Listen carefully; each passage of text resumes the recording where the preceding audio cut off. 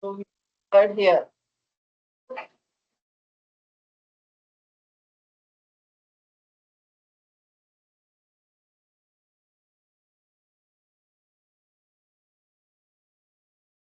Yeah.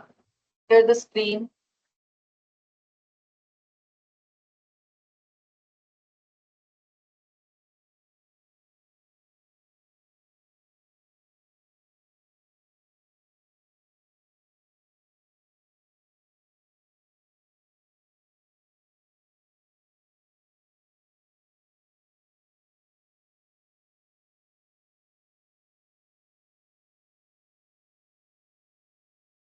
Can you see the screen? Okay, let me unmute all of you.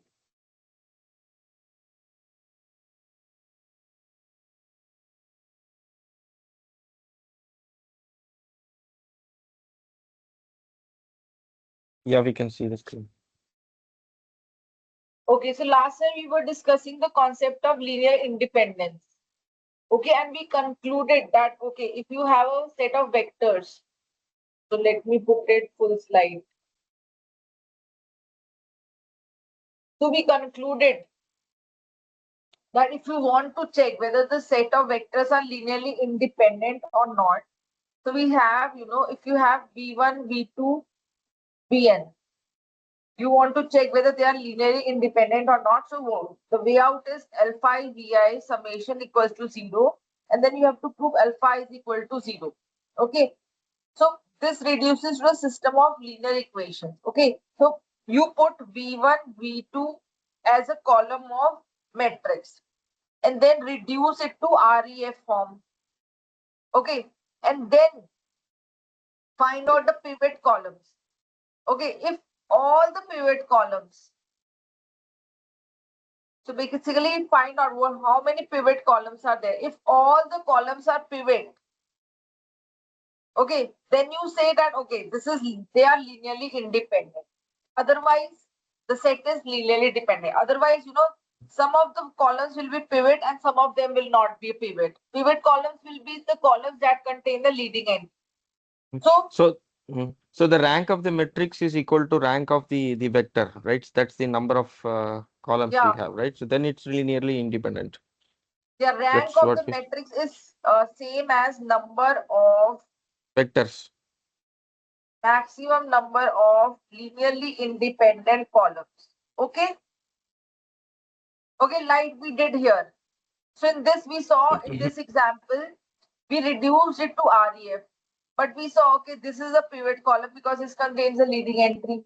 This is a pivot column because it contains a leading entry of row 2. So only these two are the pivot columns. Only these two are the, like, you have only maximum number of linearly independent vectors as 2.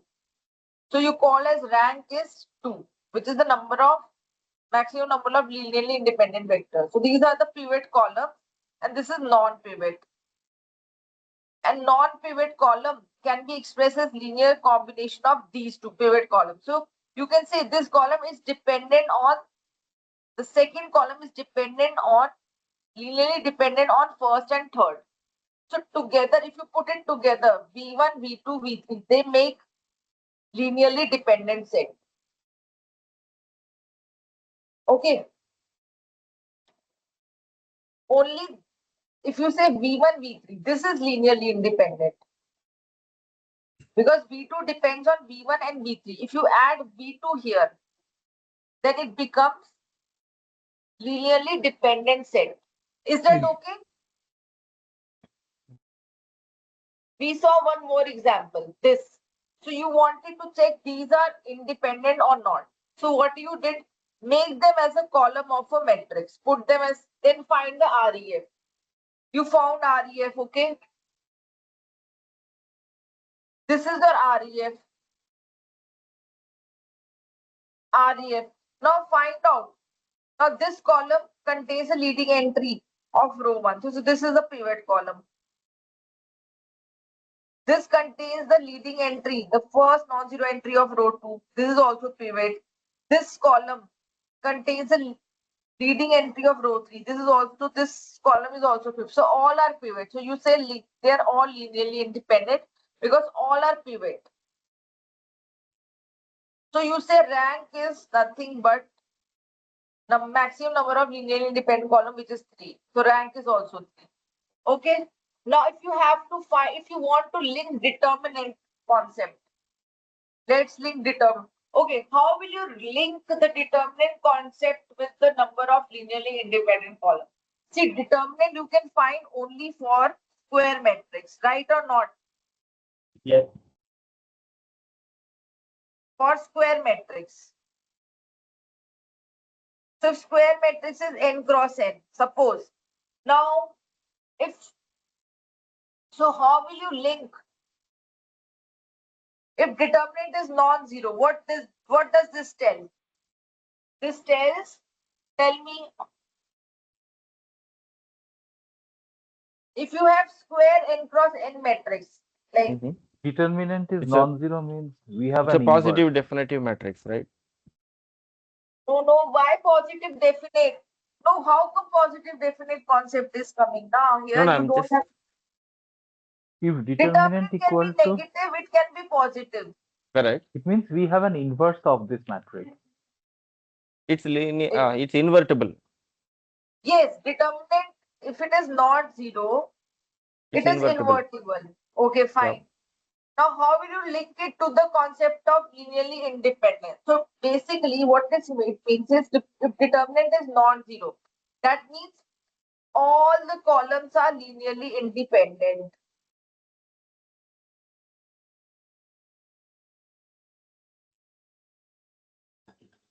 This also means rank is equal to n, because we are talking about n cross n matrix. Is it okay? And if determinant is zero, that means some But columns are ma'am, linearly dependent. Huh? ma'am, just in this example, the last row is zero, right? The last row in this example, we are in this page. The last row is zero, so rank is three, right? Rank is 3 because rank is also equal to the number of non-zero rows, which is equal to the number of linearly independent columns. All these Perfect. are linked. Hmm. So we can also say that okay, rank is 3 and I have 3 columns. So I can say that this is independent. At that point, I'm a little bit confused here. So we have rank 3 and we have 3 columns. Rank 3, 3 columns. Okay, fine. Rank is equal to the number of linearly independent columns. Rank is equal to the number of non-zero rows in REF. So this is 3. Don't get confused with the square matrix. Here, this is not the square. This is 4. No. Yeah, this is 4 Hmm. cross 3. Hmm. Okay. So all these columns are linearly independent. Why? Because they contain the leading entry of each row. This contains leading entry of first row. This contains leading entry of second row. This contains the leading entry of third row. Okay. So that's So why we you say. only have to look for the pivot columns only. That's the and compare it to. So if all the columns become the pivot columns, so how many columns are there? There are 3 columns. If Yeah. all of them become pivot, so you say that okay, they are linearly independent. So these 3 vectors are linearly independent. Okay. So this is the conclusion. Ma'am, can you go back to that 2 into 2 matrix where you have here two columns are pivot columns and one is not. So V1 and V3 are linearly independent, but V2 is dependent on both of them, right? Yeah. V2 is Yeah. linearly dependent on V1 and V2. V1 Yeah. and V3. So And we ma'am, so here rank is, I mean, usually whenever there is a non-zero row, that is considered as rank. But it is only that, or it is linearly independent columns. Pivot columns are considered as rank. Default columns are actually. No, yeah, you are right. Rank is same as equal to the number of non-zero rows in the REF. So this is 2, which is also equal to maximum number of linearly Pivot columns. independent columns. Yeah. Okay. Got So it. this is 2. Okay. So you link all these concepts. Okay. Ma'am, a quick question. I Huh. actually jumped Yeah. to some. Huh. Yes, V2 is a free variable here, free, because other two are Yeah. pivot, Yes. right? Yes. And This. does, yeah, sorry, and does Yes. it mean that it hold no significance in future mathematical models, because this is dependent on the other column, hence it is Ha, of ha, no ha. compute, and Yes. we can Correct. identify. Correct. Suppose. Yeah. Suppose this is the number of rooms. First feature. Second feature is, okay, this is the area. Okay. Then you can say if this is number of rooms. First feature. This is first sample. This is second sample. Number of rooms. This is area of the house. This feature is dependent on these two. So what you will do when you apply, classification or prediction of price, you want to predict price. So you'll remove this column. Okay, because this is dependent on these two. Okay, Okay, ma'am. Thank you so because much. this.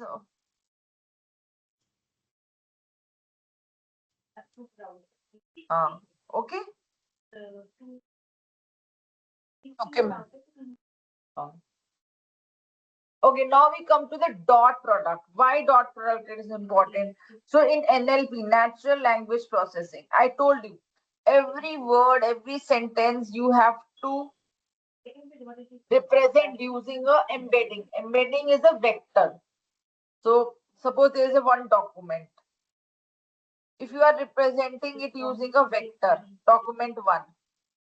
Document 2 also you represent it using a vector. Now you want to find out whether these documents are similar or not. So what do you take? You take the dot product. Dot product. Okay. So dot product will give you like the how much similar they are. Okay. So if A is this vector, B is this vector, you consider them as, so these are called embeddings in natural language processing. Yeah, yeah. Please mute.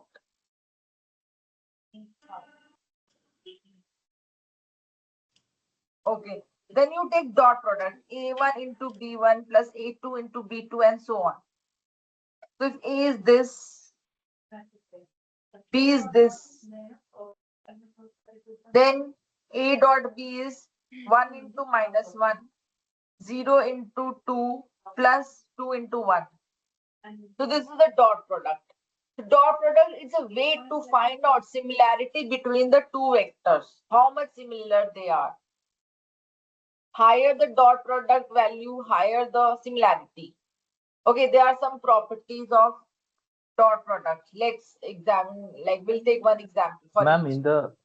ma'am, can you go back to that dot product slide? Yes, yes. Yes, here why it is showing that the A transpose V is called the dot product of A and B? Acha, okay, okay. So the thing is, see, currently A and B, they are column vectors. Now, column vectors, can you multiply? Because if you do like this, so this is n cross 1. This is n cross 1. You cannot, this matrix multiplication is not compatible. Huh? So if you want, so that's why Okay, you take got the it. transpose. Got it, got it, got it. Okay, now we'll see some of the properties. I'll give one example for each. So this is the property. So basically what does this mean is, this is the representation. It says this is same as dot product of vectors A and B. This is same as A transpose B, like we have seen here. So this is the representation. Either you represent like this dot product or like this. Okay? It's not dot here. It's just, okay. So now let's verify. So this means KU plus LV transpose W is equal to, this is dot product, right? K then U transpose W plus L V transpose W. Now let's verify. So let U be this, V be this, W be this. K is 2, L is 3. Okay, so this K, L, they are scalars. K and L, they are scalars. U, V, W, they are the vectors. Now let us look into the LHS. What does LHS say? So KU means 2U plus L is what? L is 3.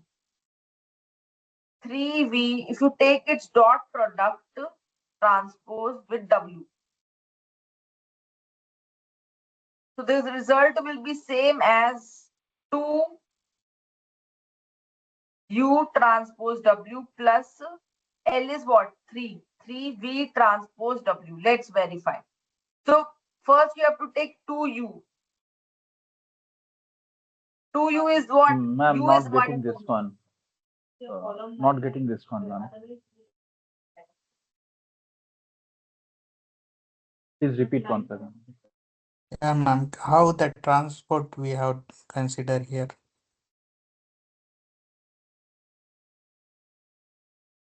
See, you go by this now.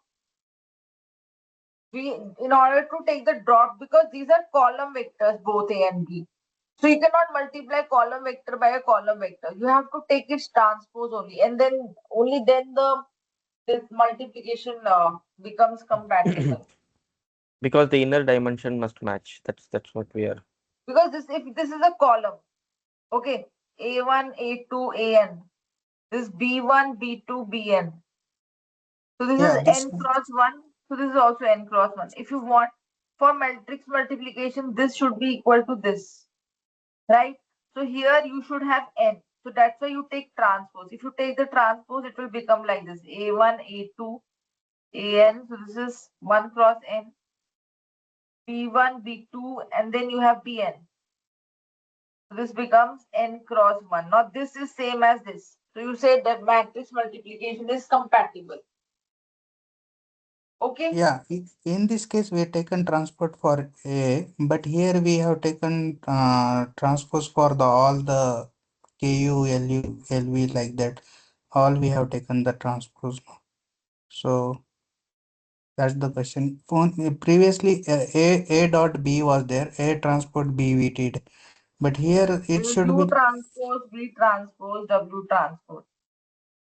Okay. This U Why transpose is all transpose we are taking here? It should not be like that. KU transpose something. no. How See, it is it fitting in says the formula? Yeah. KU plus LV dot product with W. Now, first you have to add KU with LV. K is 2, L is 3. So KU first you find. KU is what? 2U. U is 1, 2. So multiply. See, K and L are the scalars. They are not vectors. K and L, they are scalars. Yeah, here KU plus LV as considered as a A. So that A as a transport and W as a B. Okay, Yes. got yeah, Correct. yeah, got it. So this is A dot B. This is basically of the form A dot B only. Oh, sorry. A comma B. You take their dot product. So this vector A is nothing but a linear combination. It's a combination of U and B. Okay. You can add two vectors. Now this is addition is compatible, right or not? Hello. Yeah, ma'am. Got it. Okay, so you take U, you take V. So KU plus LV. K is scalar, L is scalar. K is 2, L is 3. So KU, 2U. So multiply each component by 2. This is not dot product. You are multiplying scalar with vector. So what will happen? Each component will get multiplied with K. So Ma'am, two how are you getting K equal to 2 and L equal to 3? See, Means, I are you have to assuming prove. that? Are you assuming that? Yes.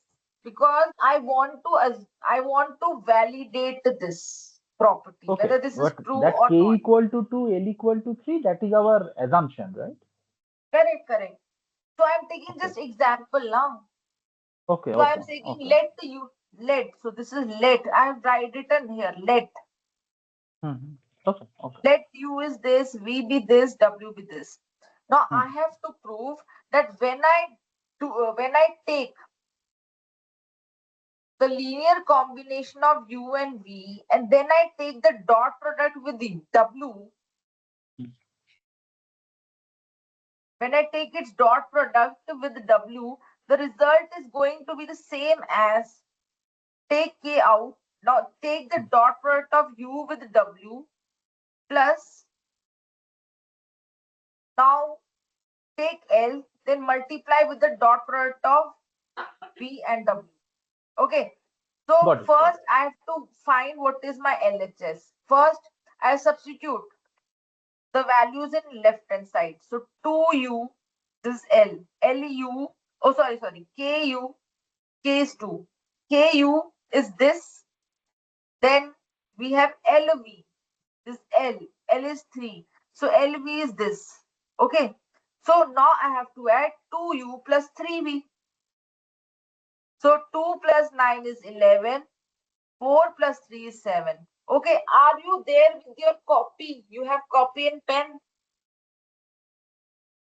Yes, ma'am. Yes. No, note it down then. You do it yourself also. Okay, then 2U plus Ma'am, 3 we have got. So what about W? Okay, now we are going to do that. Yeah, yes. Now, KU plus LV, take its dot product with W. You have found this KU plus LV. Now take its dot product. So you have to multiply with the component. 11 into 2 plus 7 into 4. Okay, so 22 plus 28, 50. Now this value is giving us 50. Now we have to verify whether RHS also gives us 15. So what do you take? First, you take the dot product of U with W. U with W. U is this, W is this. So 1 into 2. What is the dot product of U and W? 1 into 2 plus 4 into 2. So 10. Now take the dot product of V. So here, take the dot product of U with W. Take the dot product of V with W. V with W. So 3 into 2 plus 4 into 1. So 10. Okay, now what we have to do is, we have to multiply the dot product of U with W with a K. K is scalar. K is scalar. K is not a vector. Don't confuse the scalar with vector. Now multiply K. Scalar K is 2. So 2 into 10. Plus L is again scalar. So multiply L with the dot product of V and W. So 3 into 10 plus 2 into 10, 50. Okay. Ma'am, while calculating this RHS, so we are taking the W transpose right here. Actually, that's what I'm telling you. So this is U transpose, V transpose, and W transpose. Okay. So they're all, because U and we are saying they are column vectors. So this is U transpose, V transpose. Okay, V transpose W. W is the column vector. Okay. Okay. All these are columns. So U transpose I'm taking as row vector 1, 2. V transpose I'm taking as row vector 3, 1. And W transpose I'm taking as row vector 2, 4. Okay. So this is 2U. So this is Ma'am, transpose, as per because the formula, only KU plus LV should be transpose, no? Here W will be should be as it is, like A transpose dot B. yes. So here So what you why have does? is, so you take it as 2, 2 and 4. Okay. Yeah, W should be like a column matrix. Yes. Column vector. Column vector. So there I'll take trans. This is row. Row transpose, if you take, it will become column. right or not? Hmm. You agree with me? If you take transpose of 2, 4, this is row, so it will become column now. Yeah, because only then multiplication will be possible. Yes, correct. Then you and two already then row in that sense then. So why we need transport then u and v? Because w we want as a column. That's why we are doing transpose. Because ideally it should be column. That's why we are doing. But u and we should want be row wise. So why we are doing again transport to make it column? You're talking about step 1. Yeah. Because U and V are columns. So this is U and V are columns. So 2U will also be column. Now that's why it is row 2, 4. So I've taken it transpose. So it will become column only now.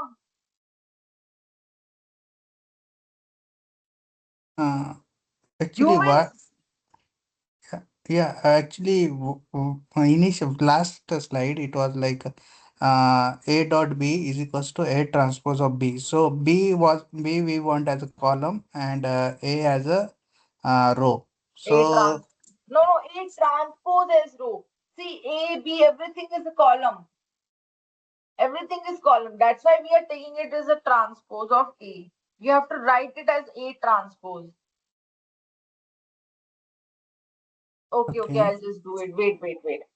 आप लोग you were getting confused. ठीक है? अब let's do it. Okay, you said, tell me what should be U? U is say 1, 2. Okay? V is say anything 2, 3. W is 5, 6. Is it okay? yeah, And K suppose 1. K can we take 1? Okay. L is 2. Okay. Now you tell me what is this? So KU plus LV, take its dot product with W. So it should be equal to KU plus LV transpose. transpose W. Is it okay? Yeah, yeah, Now see, you will guide me. Now KU, what is K into U? 1 into 1 yeah, plus 1 into 2. Is it, am I on the right track? L into V. 2 into 2, 4. 2 into 3, 6. yeah. Okay. Then it, Then transpose of this one. and W is what? 5, 6. Yeah, Is it forward. okay? Now Yeah, 1 yeah. plus 4 is 5. 2 plus 6 is 8. ठीक है? Hmm. 1 plus 4 is 5. 2 plus 6 is 8. Take its transpose. Then 5, 6. Is that fine? Yeah. What is this? Now 5, Five. 8.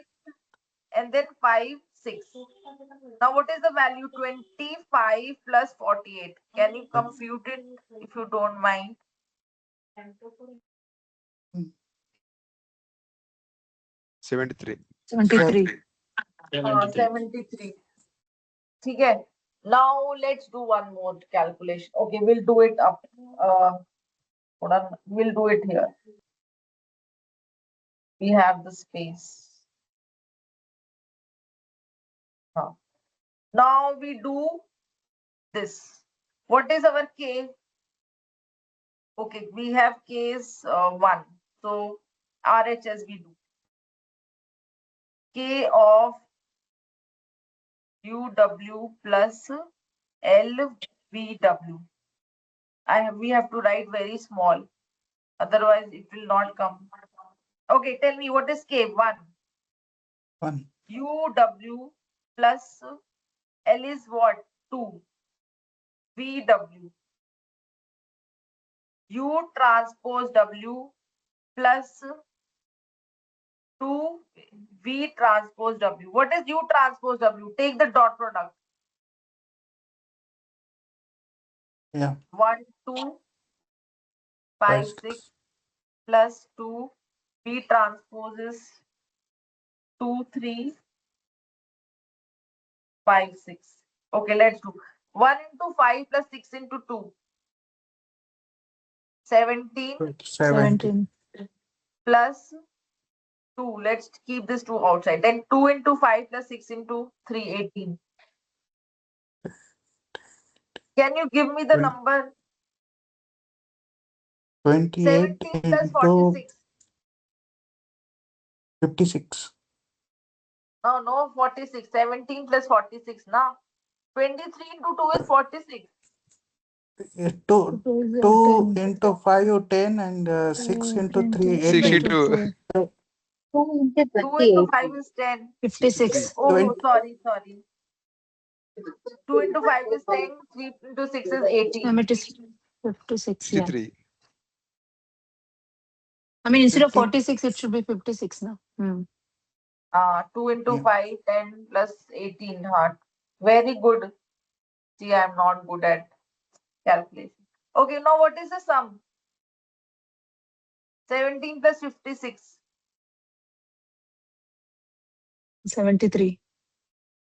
70. RH is also 73. Left hand side is also 73. You agree or not? Yeah. Yes or no? Yes, ma'am. Yes. Oh, okay.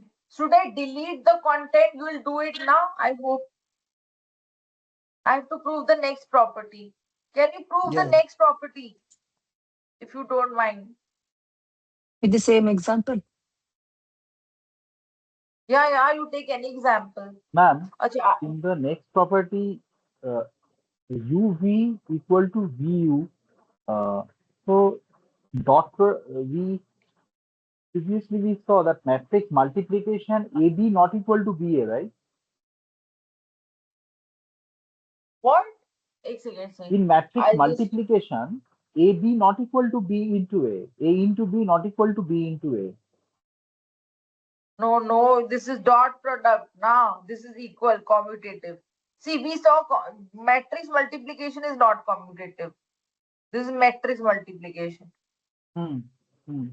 But vector, as far as vectors are concerned, this is a dot product is commutative.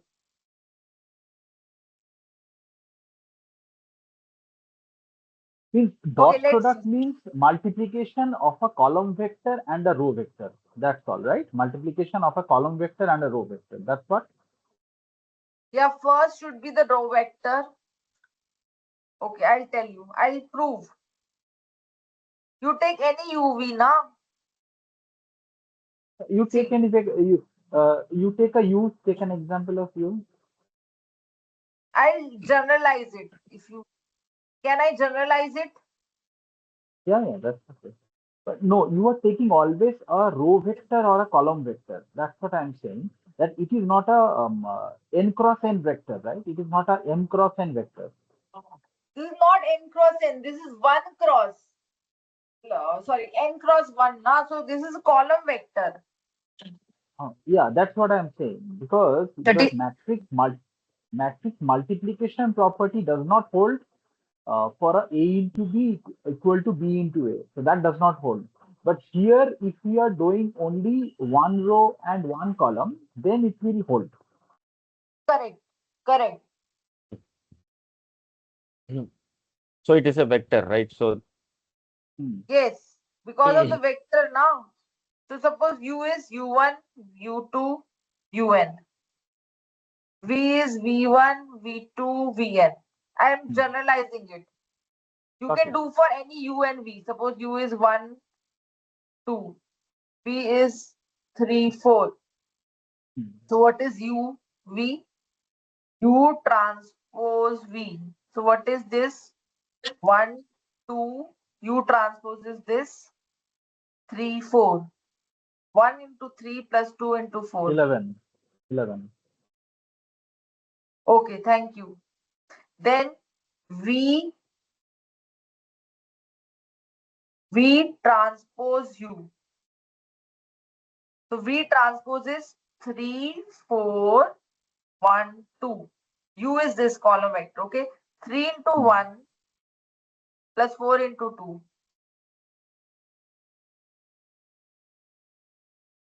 Same now, both are same. Same. Yeah, same. So it is symmetric. Actually, here you don't call it commutative. You say it's symmetric. Whether so if you do U first and V later, or you do V first or U later, this is called symmetric property. Okay, so we have done this. This property we have done. Rn means U and V are n dimensional, n components. And now let's do this. Can you do this?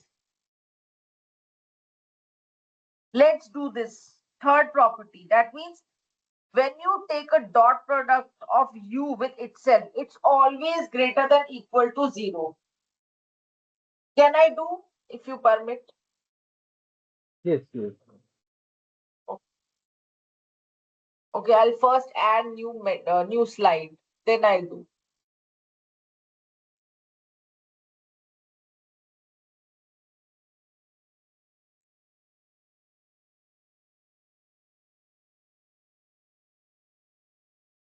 U comma U is greater than equal to 0. So if I say let U be U1, U2 and UN. Okay. So U take its dot product with U itself. So it's going to be this. So U1, U2, UN. U1, U2, UN. What is this? U1 multiplied with U1 plus U2 multiplied with U2. So this is always greater than equal to 0. Okay. Point to be noted is when this is going to be 0. Can you tell me? When it is a zero matrix. No, don't say matrix. Now we are talking about vector. When U is 0. Zero vector. Zero. When U Zero is zero vector. vector. U will be 0. When this is 0, then you say dot product of U with itself is 0. Okay. All right, let's move ahead. Now, what is a length? Length of a vector. Length of a vector means Number of entry within. no, Huh? not length, or you call it as a norm. Length of the vector is nothing but it's like you take the dot product of A with A itself and then take the square root. Suppose A is 1, 2, A transpose, let's say. Okay, so then I say, what is the length? You have to take square root of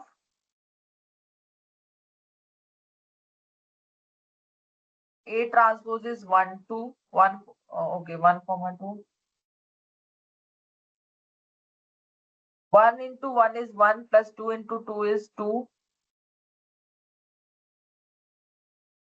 So the length of this is, or you say norm, is square root of 5. Okay. Now we have some properties with respect to this length. One is Cauchy-Schwarz, one is triangular inequality. Okay, let's take example. A is 1, 2, B is 3, 4. Suppose A is, please do with me, I'll be grateful. Because I may get wrong with the calculations. A is A transpose, B transpose. Okay. Now, okay, no, not let What are we trying to prove here? What are we trying to prove here? We are trying to see whether these properties, we are trying to validate these properties. Is this really true or not? Okay. Is it okay? You got it now what I'm trying to say? Yes, ma'am. Okay, so let's go with the first inequality, Cauchy-Schwarz. That means when you take the dot product of two vectors, the value will be less than equal to the product of their lengths. This is the interpretation. Okay, Ma'am, in the first property, it is length or it is only single line? See, when you take the dot product, it represents as the magnitude. If it is Okay. negative, suppose dot product is negative, suppose. So you have to take the magnitude. Okay. Okay. Suppose A is 1 minus 2. B is 3, 4. Okay. Now let me take the dot product.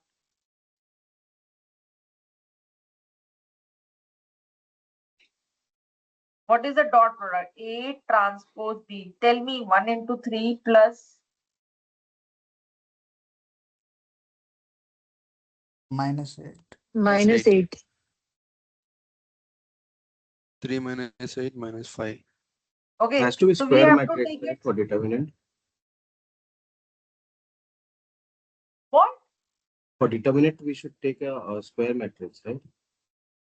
But why is determinant coming here? No, we are talking about vector now. Vector does not have determinant.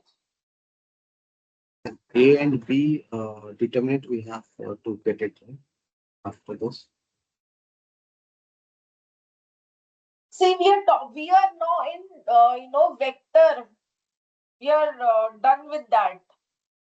Or we are moving to the little bit new concept, vectors.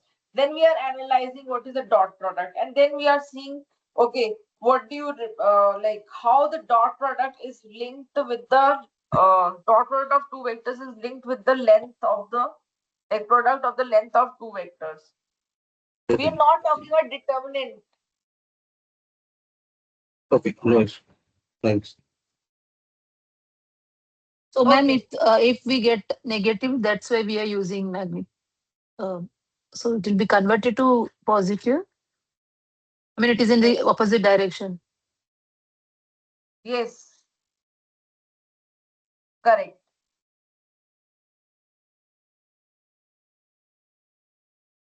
Now we have to prove that this dot product is less than the product of the lengths of two vectors. Now what is A? Tell me. Square root of 5. Very good. Okay. What is this? Length of B? Square root of -5. 5 root Square 5. root of 25. 5. Okay. Now see this. The dot product between A and B its value was 5, right? And it is less than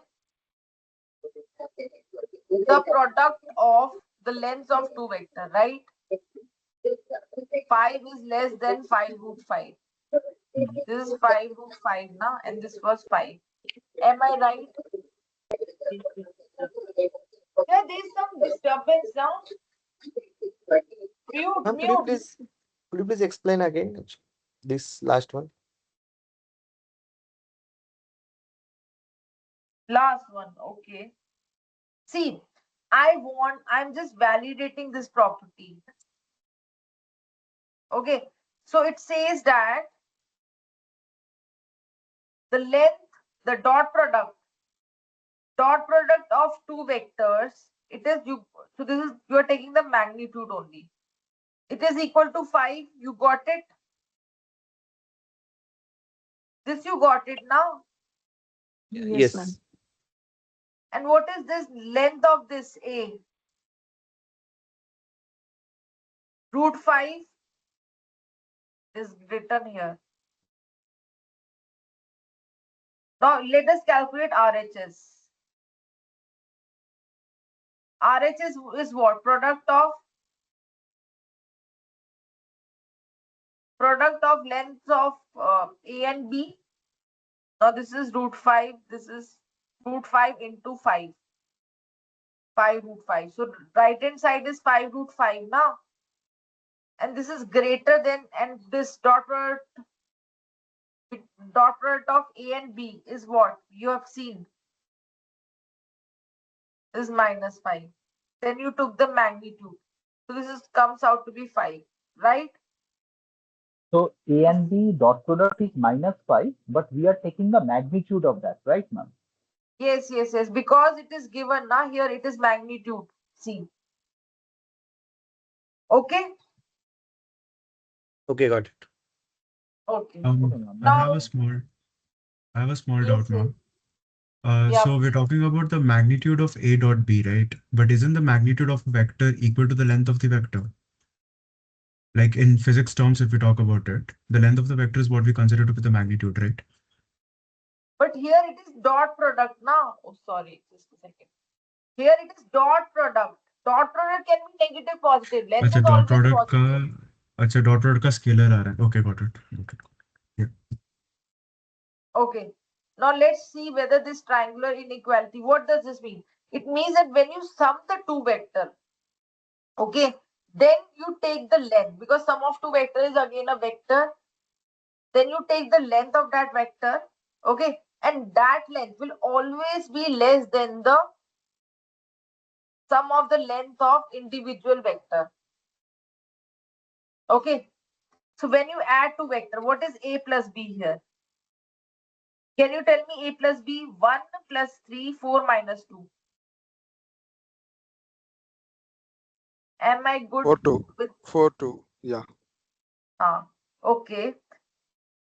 Oh no, just a second. Now I take the length.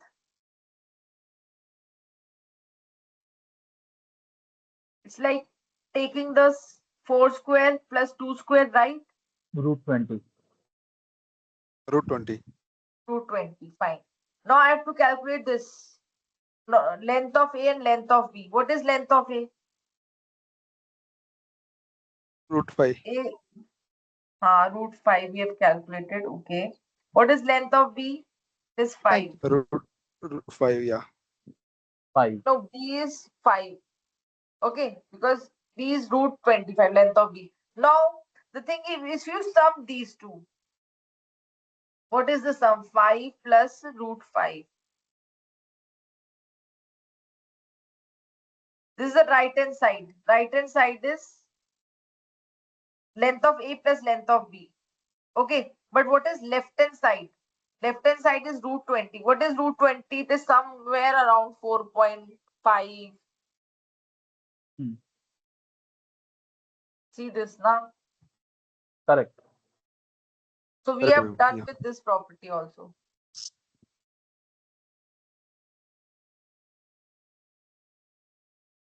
Okay.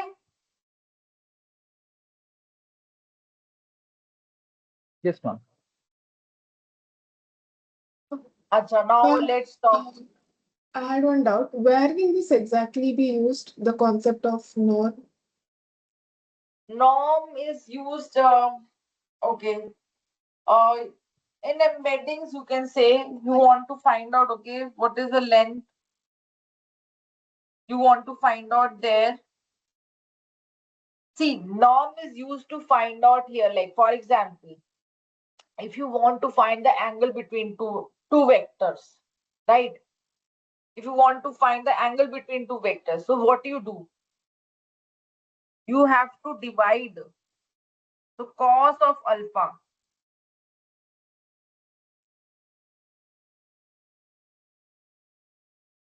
You take the dot product, then divide by this. Divide by the norms of A and B. So it is used to find what is the angle between the two vectors. You want to test the orthogonality. Ma'am, it is Like also called basically, as cosine similarity, right? cosine similarity. Yes, yes. Okay. You want to test Okay. how much similar the vectors are. Two vectors are. So you calculate. So that's why now here you have to do the norm. Now you have to divide the dot product with the norm. And you know cos angle, it lies between 1 to minus 1. So that's why this also, because this represents a cos theta. Theta is the angle between two vectors. So this also lies between minus 1 and 1.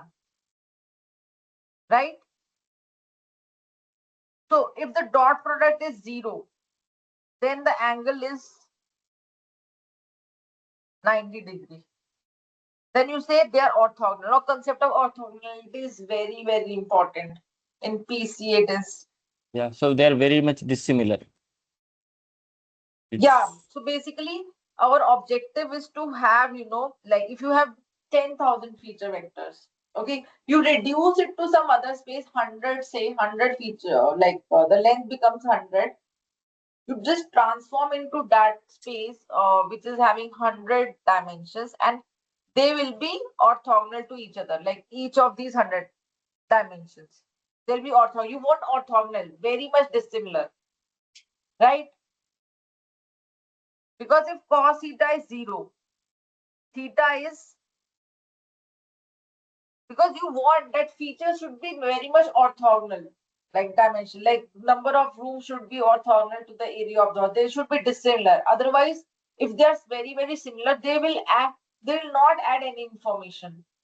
Because if you are, they are very, very similar. Okay, then they will carry the redundant information. If feature 1, feature 2.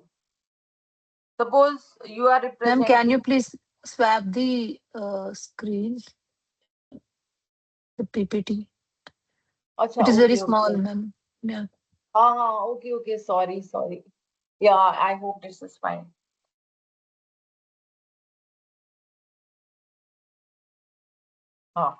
Now the thing is, so you want your feature vector should be very much dissimilar. You want that they should be orthogonal. Okay.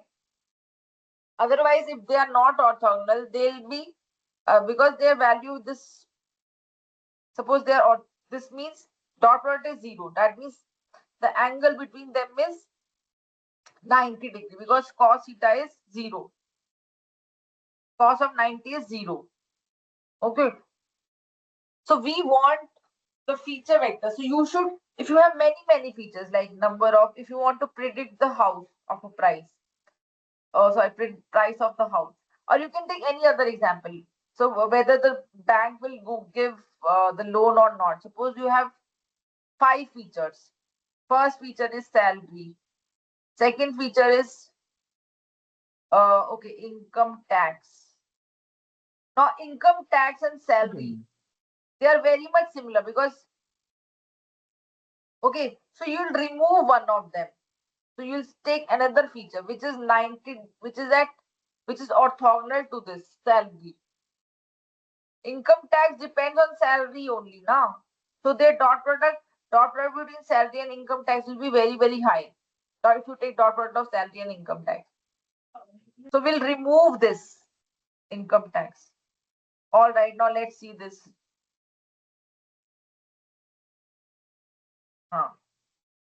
Okay, let's see this. Take the dot product.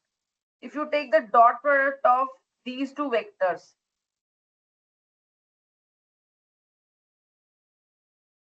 what is the dot product? 2 into 2 plus 0. 4 minus 4. So it is 0. So you'll say alpha is cos inverse. I'm not taking the norm because it is already giving me 0. So you'll say alpha is pi by 2. So you'll say these vectors are orthogonal to each other.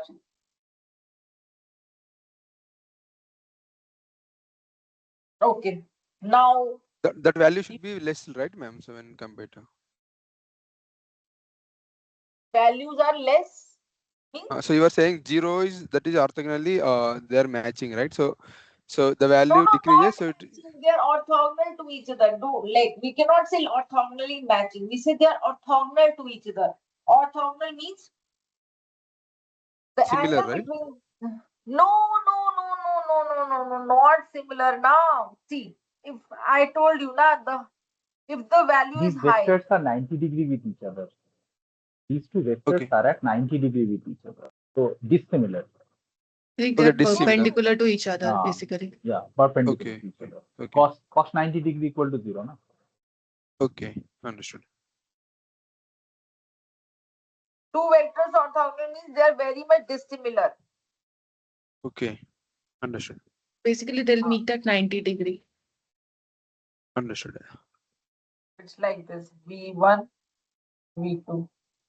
Okay, you will say now this 2, 2. Let's say this. This is 2, 2.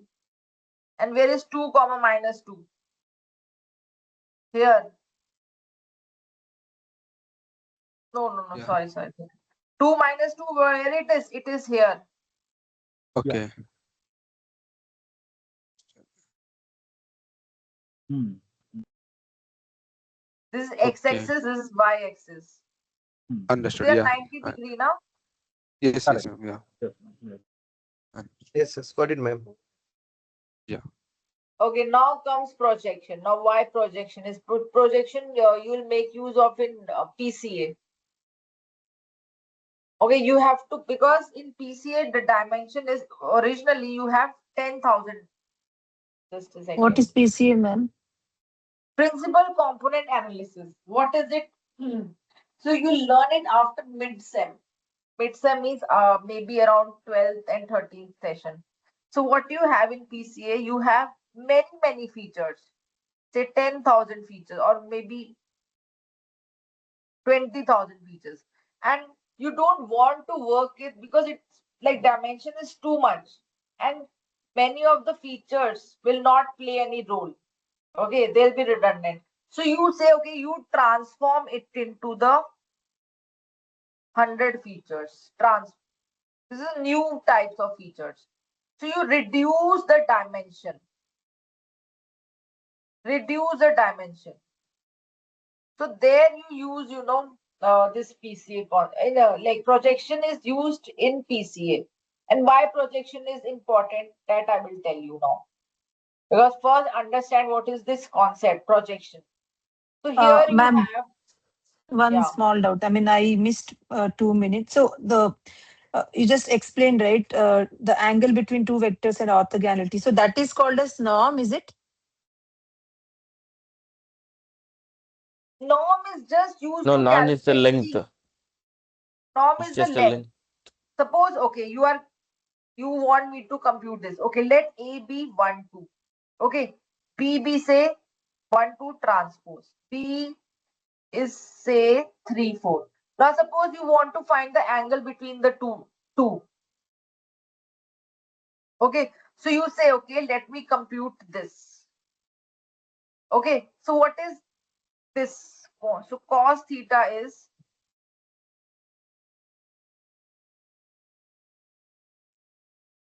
okay. Now what is the dot product? It is 1 into 3 plus 2 into 4. Now divide Root by the 11. length of A. Okay. 25. So what is this? It is 11 divided by 5 root 5. So basically cos theta is 11 divided by 5 root 5. So this is, so you can say theta is equal to, and this is between 1, -1 and 1 only. Okay, right or not? Yes. Yes. So not 90 degrees. Yeah, this is not 90 degrees. So you say, okay, Not 90. they are somewhat similar. So theta, if you want to find, you say, okay, cos inverse 11 5 root 5. That's it. Okay, Yes, ma'am. Got it. I've just substituted. I've not done any rocket science, just substitution. I took A, I took B. Okay, transpose means this is these are column vector. When you take the transpose of 1, 2, this is row, right? If you take transpose, it will become row column vector, right? So okay, now I take the dot product of A and B. So 1 into 3 plus 2 into 4, 8 plus 3. So this is 11 divided by the length of A. Length of A will be like 1 square plus 2 square divided, take its square root to root 5. So all that I have done. That's it. So cos theta, this is this value. You can say it is less than 1 and it was also greater than minus. Okay. Okay. Now let's go to the concept of projection. Ma'am, in exam that much writing is enough, or we have to again solve further, like we have to get the cost value and like that? No, cos value, how will you get? No, it's not easy. Yeah, You that's need why. tables. Yeah, No, we can that's use the why. calculator to do the cos inverse, right? Correct, ma'am. Yes, in order to get the angle. Yeah. Ma'am, we But If you can use want, calculator in exams? Yes, that's what See, was told. but You use scientific. non-programmable. Yeah, scientific Not, calculator, the Casio one. Yeah. Correct. you need not bother now. See, Mercer Metal platform, the platform which will be provided, it already has inbuilt calculator. Okay. So you need not worry. You just only have to take pen and pencil. Okay. Okay. Now what is projection? So here you have vector V2 and here you have vector V1. Okay. So we want to see how much of vector V2 lies in V1. Okay. So we draw. So this is your V2. Okay. So you drop a perpendicular from V2 to V1. Okay. It's just like, a shadow. So this is called, this V is called a projection. Okay. So it lies completely along V1. Okay. And the remaining part is U, which is the perpendicular part. It is perpendicular to V1. So any vector, it can be broken down. Any vector V2, you want to project it along V1.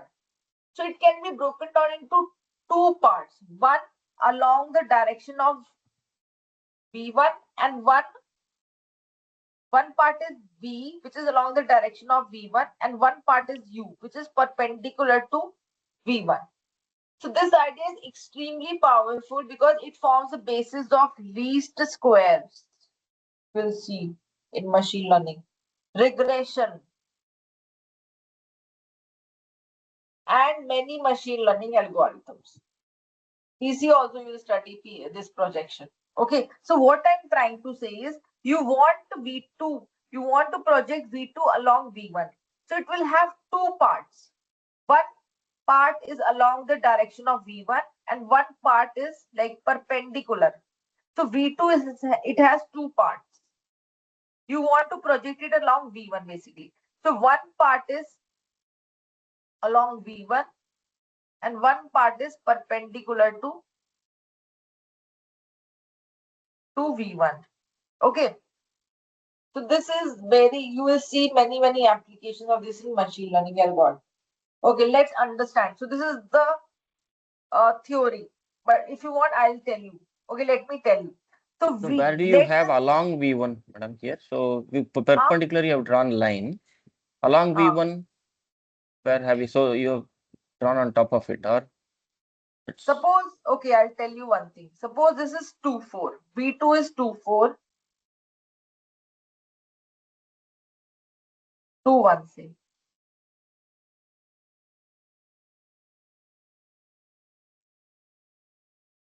This is 2, 1.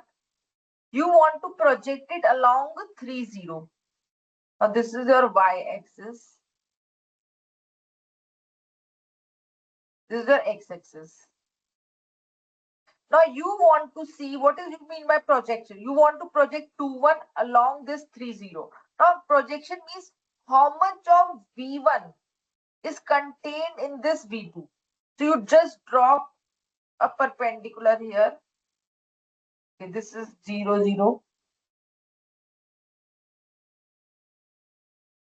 So one you have projected to the axis, or the other one? Yeah. So this is the situation. Now, like this, first you draw the axis. I'm giving you one example. This is x, this is y. And on x you have say 3, 0. X-axis. Okay? And and you have 1.21. This is your 2, 1.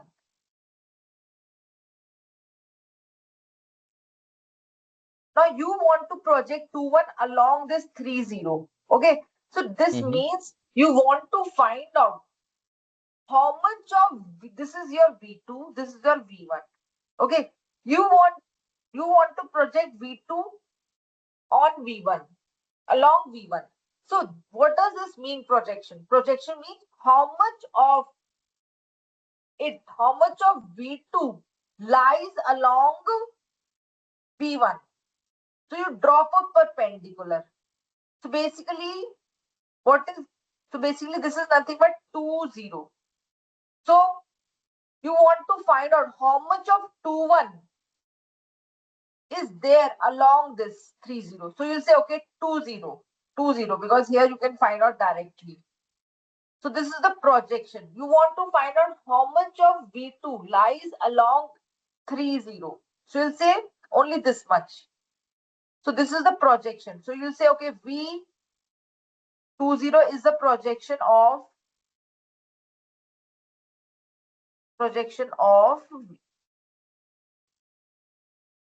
2, 1 along 3, 0. Okay, so this is the concept.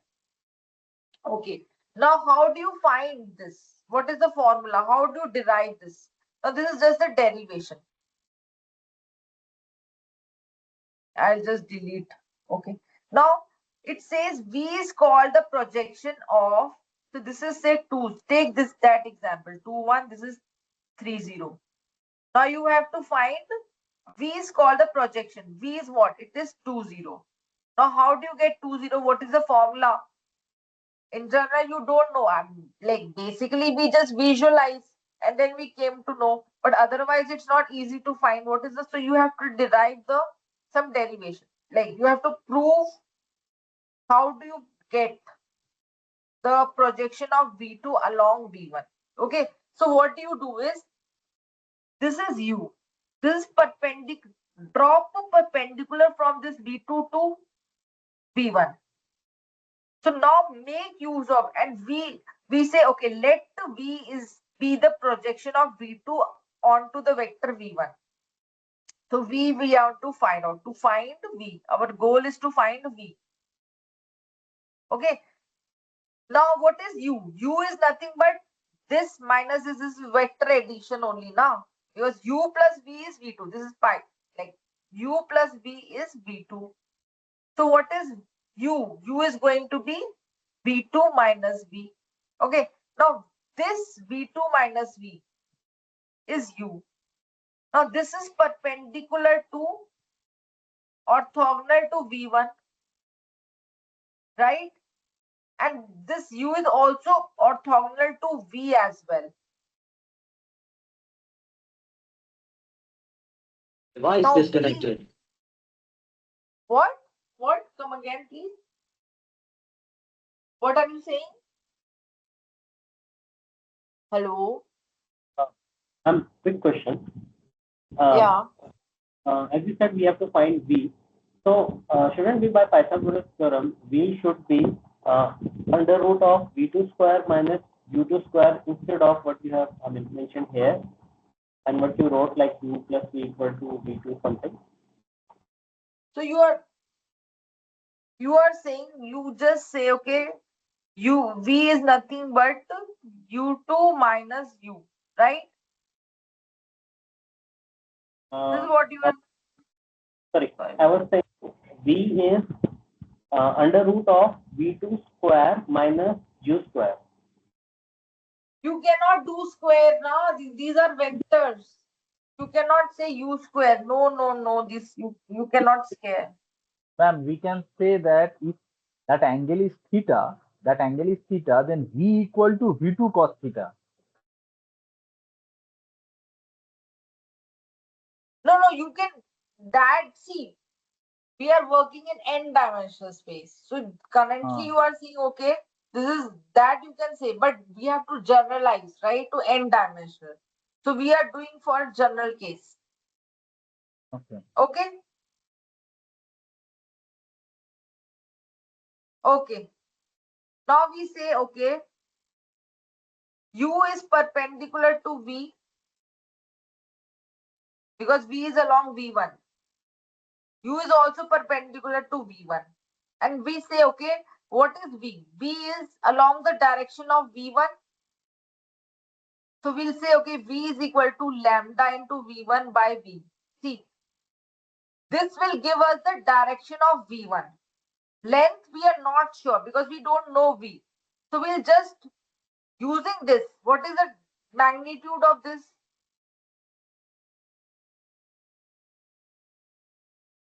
This is How is V1, right? u? Why is u equal to v2 minus v? How come u equal to v2 minus v? That I am not getting. Or u is orthogonal. That's okay. U is orthogonal to v1, but how is u coming equal to v2 minus v?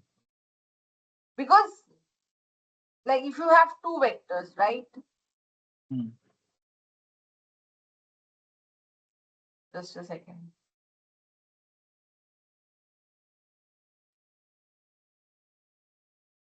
So this is U, this is V. Oh, you could say A. A, this is B, and this is C. So C is equal to basically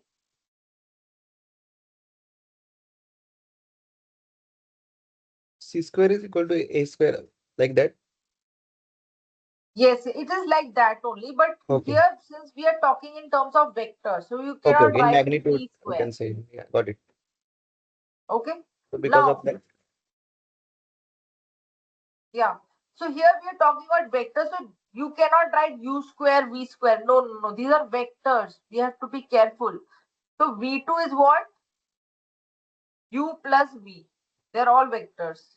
Yes, V plus. Okay.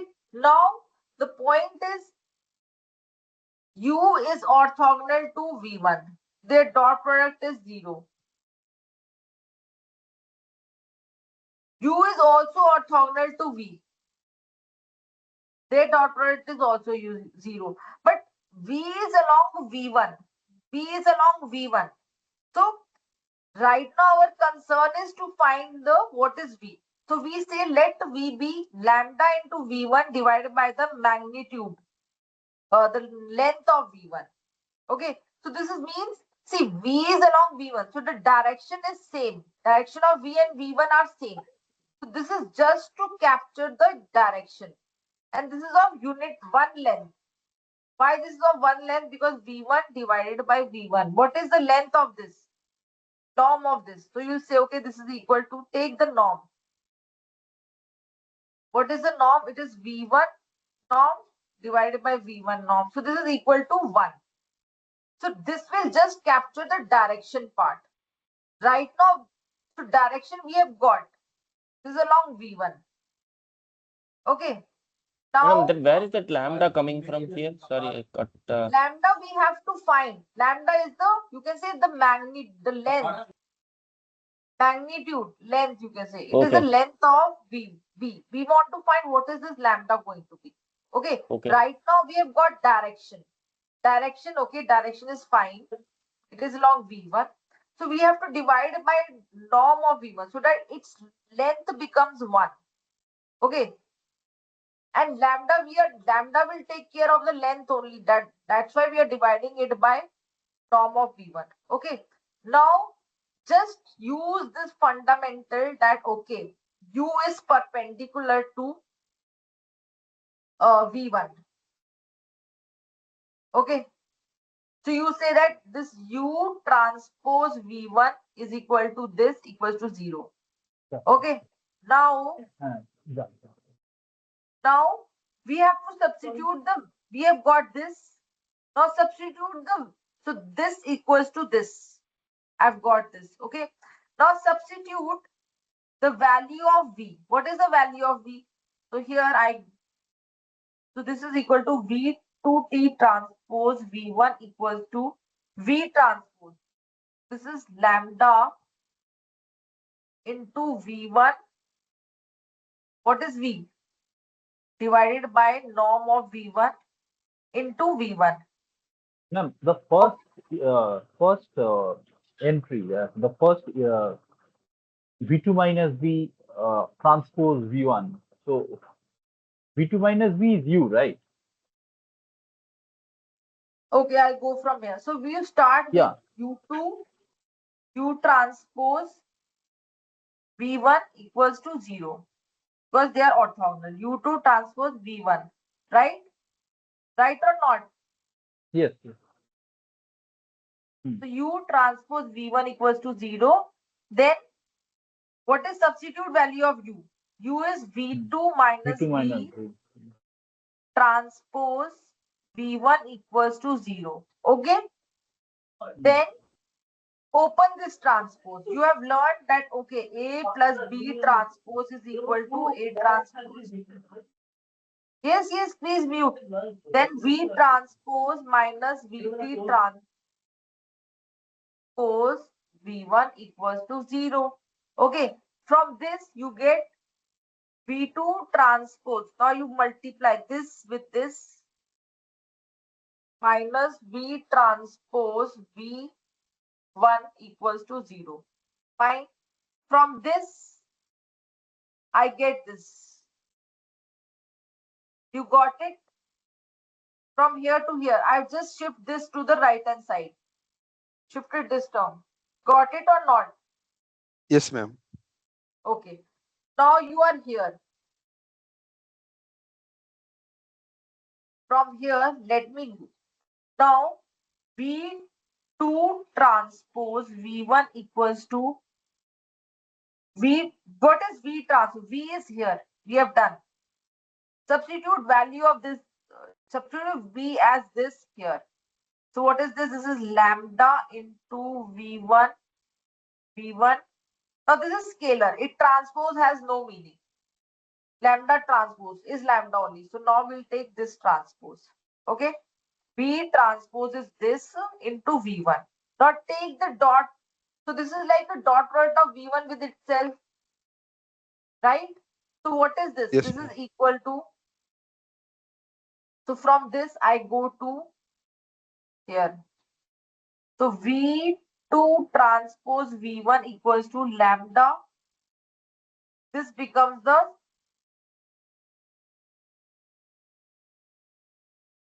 norm square divided by V1. Right? Norm of V1. Now this gets cancelled with this. So what you get? Lambda V1 norm is equal to V2 transpose V1. I'll write it clearly. Just a second. This gets cancelled with this. So what you get? You get V2 transpose V1 is equal to lambda V1. That's it. So what is lambda? Lambda equals to, bring this down. V2 trans, deleting. It's okay. From here, I get V2 trans.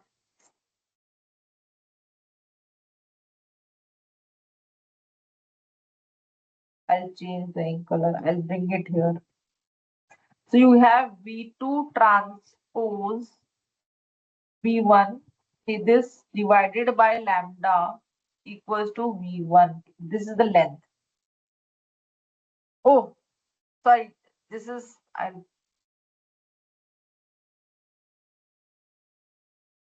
you bring lambda down here. Denominator. What you are getting?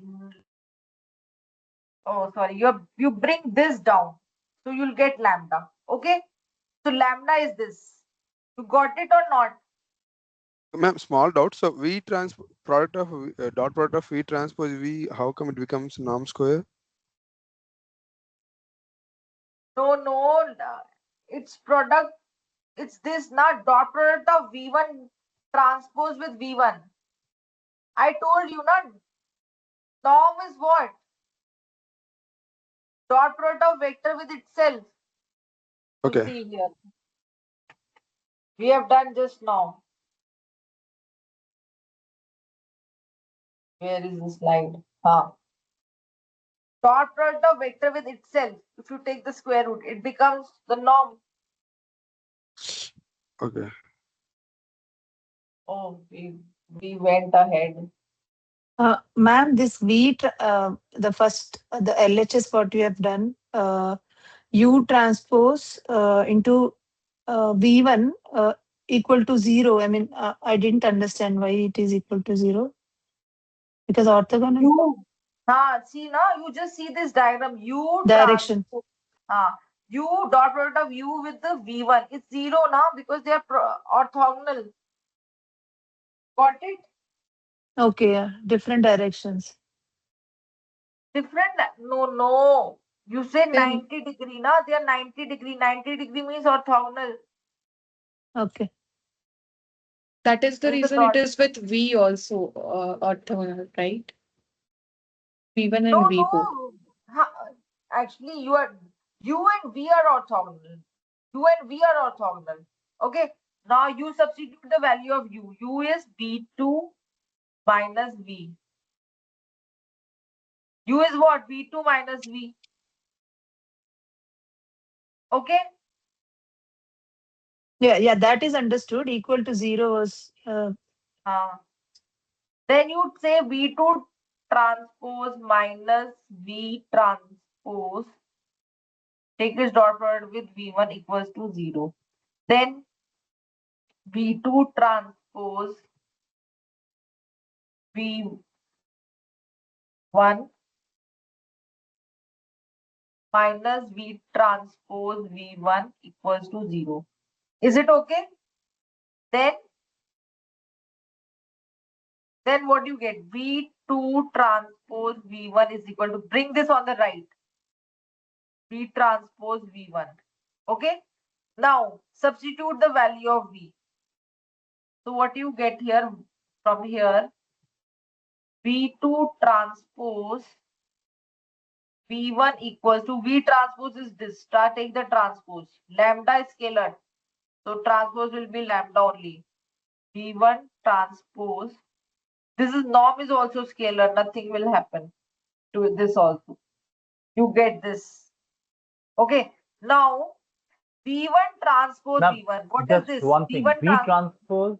V transpose equal to, so V transpose is coming lambda into V1 lambda into V1 transpose by norm of V1, right? Correct. I've just substituted. I'm not doing anything, just substitution, just making use of the logic. Okay, vectors are perpendicular. Then take the dot product equal to 0. Just using this fact, and also use this fact that V is along V1.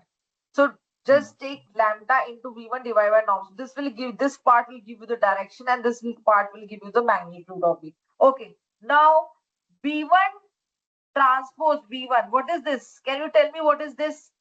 This is the dot product of V1 with itself. So what is this? This is a norm. Length square, in fact,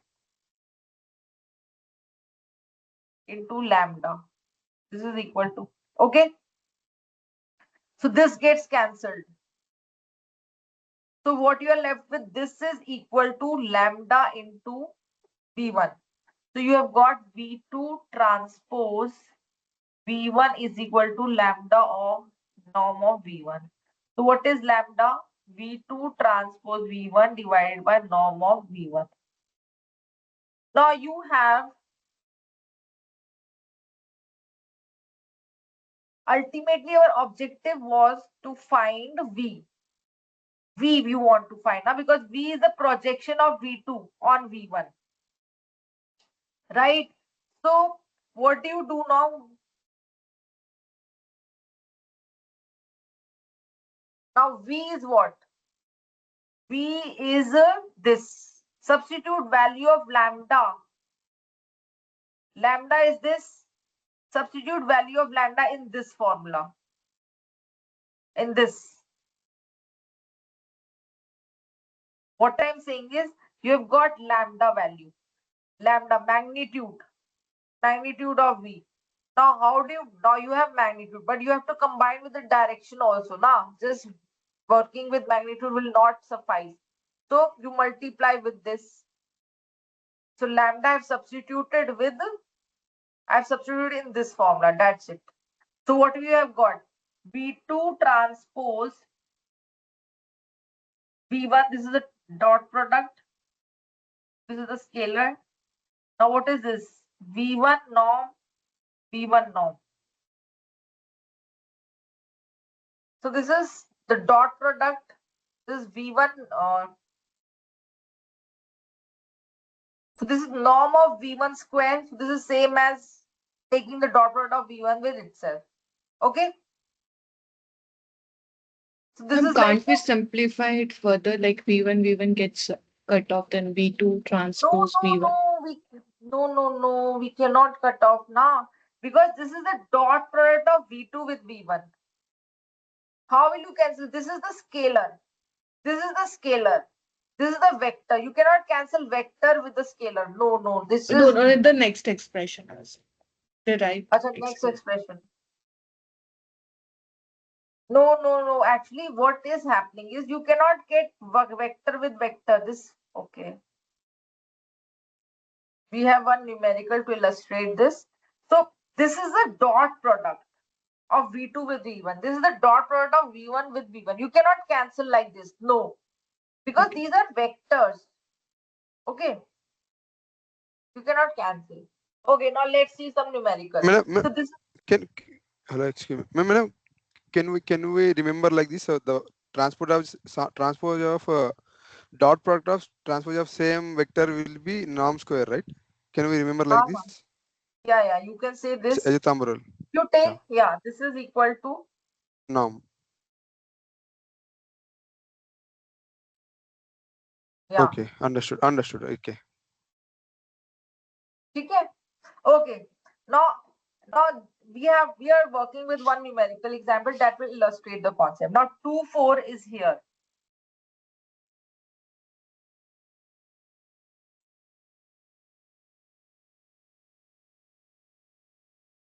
Just a second. This is 2, 4.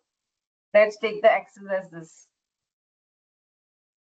And this is 4. Okay, this is 3, 0 because 3 should come here.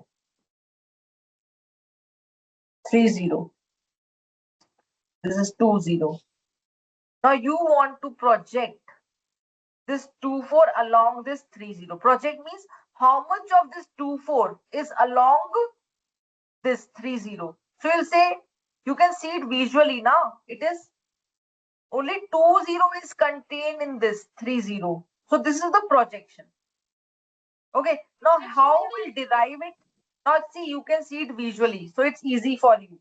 So what I'm trying to say, this is your x-axis. This is your y-axis. Sorry, just one question. So when you say this projection V1, V2, it means the projection of V2 on V1? Yeah. So V2 is your 2, 4. It is given. Okay, 2, 4 is this. And 3, 0 is here. So projection means how much of this 2, 4 is contained, how much of V2, 2, 4 is contained in this 3, 0. So just drop a perpendicular. So this is 2, this is 0. Perpendicular from V2 to V1. So this is your projection. Okay, now let's see how we do it. You just substitute the values here. So what is V2? Take in the numerator you have dot product of V2 with V1. So take the dot product of V2 with V1. You get this. Okay, so this is transpose. So what you get, 3 into 2 plus 0 into 4 is 6. Not in the denominator, what you have, take the dot product of V1 with V1. So this is the norm only. So V1 norm is, V1 is this. So 9, it is 9. Okay, so you substitute the value. So it is 6 divided by 9 into V1. V1 is 3, 0. So you get 2 cancel, 2, 3s are 6. Oh, sorry, 3 2s are 6, 3 3s are 9. So what you get, 2, 0. So this is V. And if you want to check what is the orthogonal component, so you'll say, okay, U is equal to V2 minus V. Because U is what? This is your V1, this is your V2. This is your U. So U is V2 minus V.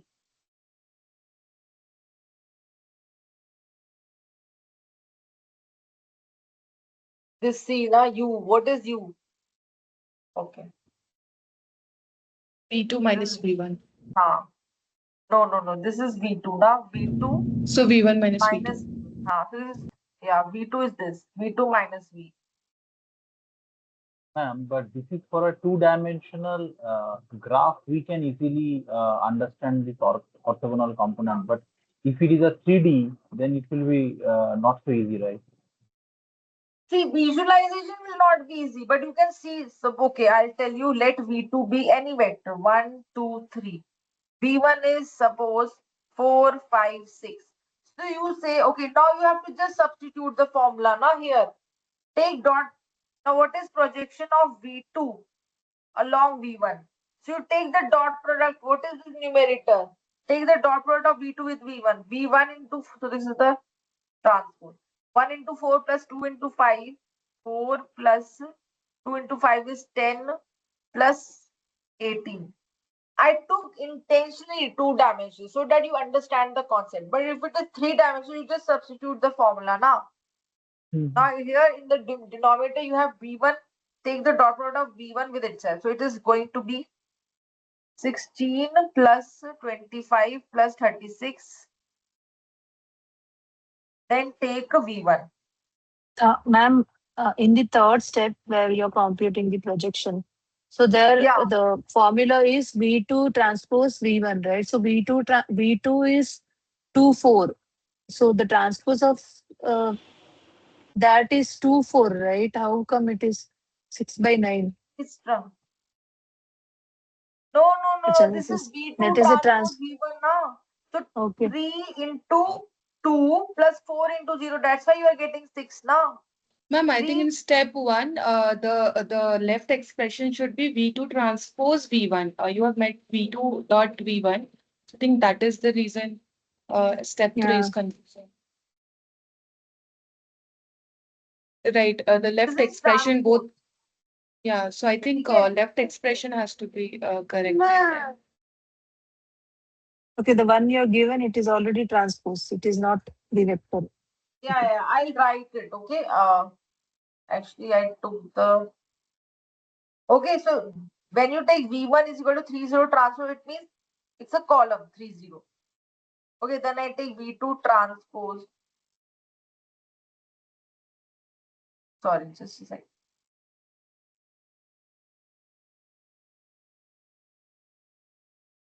V1 dot V1. Okay. Is it okay now? Or any doubt? Yeah, it's clear. So here in the numerator, you are taking the dot product of V2 with V1. 3 into 2 plus 6, 4 into 0, so 6. In the denominator, you are taking the dot product of V1 with itself. So 3 into 3, 9. That's it, 6 by 9. And then you are keeping it V1. Basically. So this is your 30. In fact, this is transpose. This is the column. Okay. All right.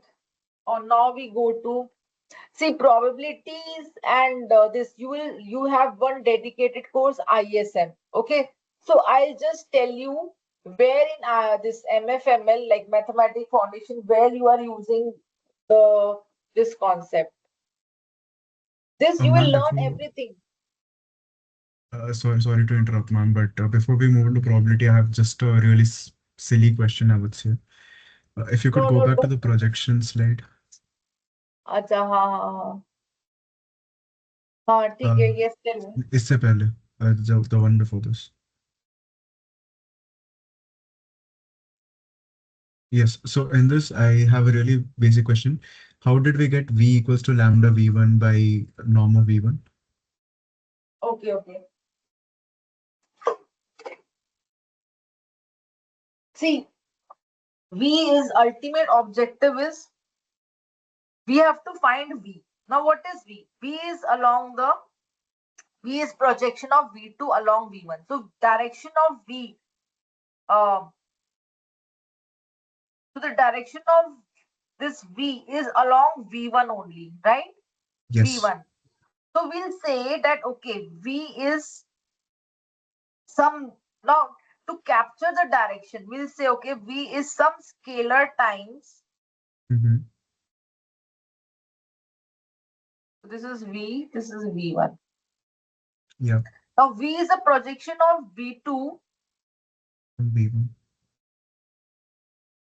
V is the projection of V2 along V1. So V, direction of V is same as V1 only.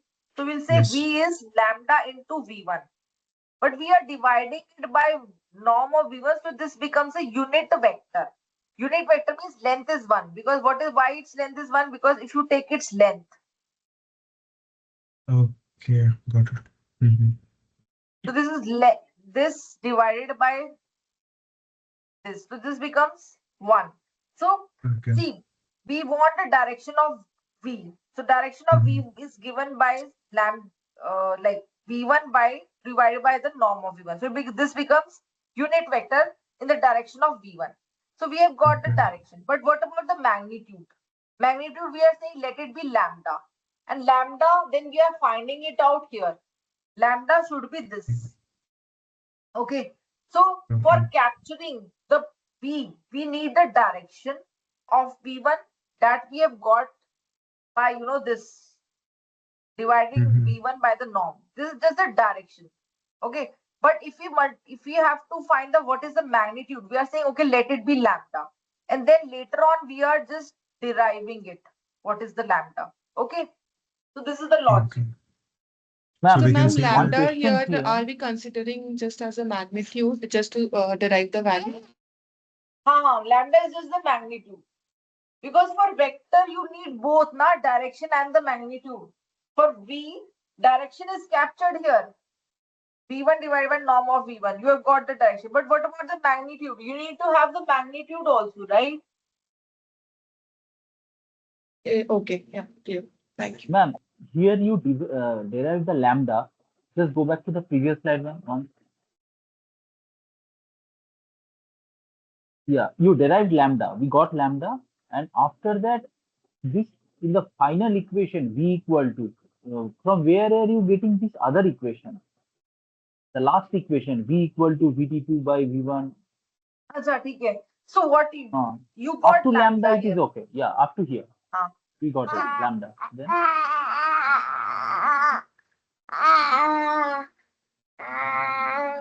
one baby is also student in the class. Okay, so substitute this value of lambda here. This lambda you got, just substitute the value here. You got V. Ultimately, our objective was to find V, which is a projection. So I've just substituted here value of lambda. okay. That's it. Ma'am, ma'am. can I, if I want to relate it with a real world example, these vectors are like one person comparing with another person, like finding how similar they are, like let's say age, salary. Yeah, actually, if you want, suppose age and salary you can take. So 10.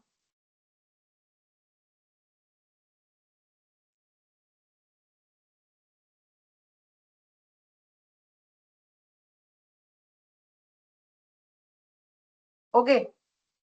Now, this is one vector, you can say. This age is salary. Now you want to find out how much of another vector, say 20, 15K. Now projection is you want to project this onto this vector. This is your V2, this is your V1. So you want to say, you want to find out how much of V2 is contained in this V1.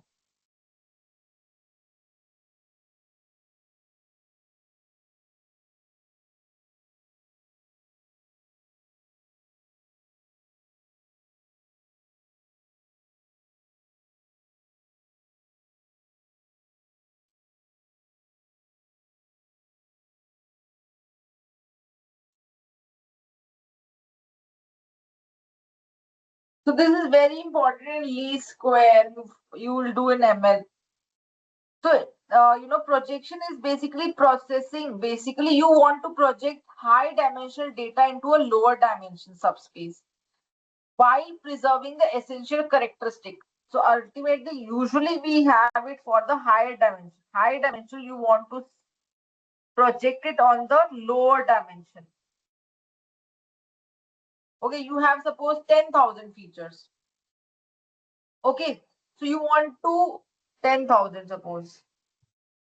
Very long vector, right? So many features. Some of them will not give any information. They'll be redundant. They'll not add any value.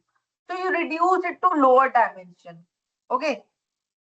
Okay. So this is, fundamental technique for dimensional reduction, and it is also used in feature engineering.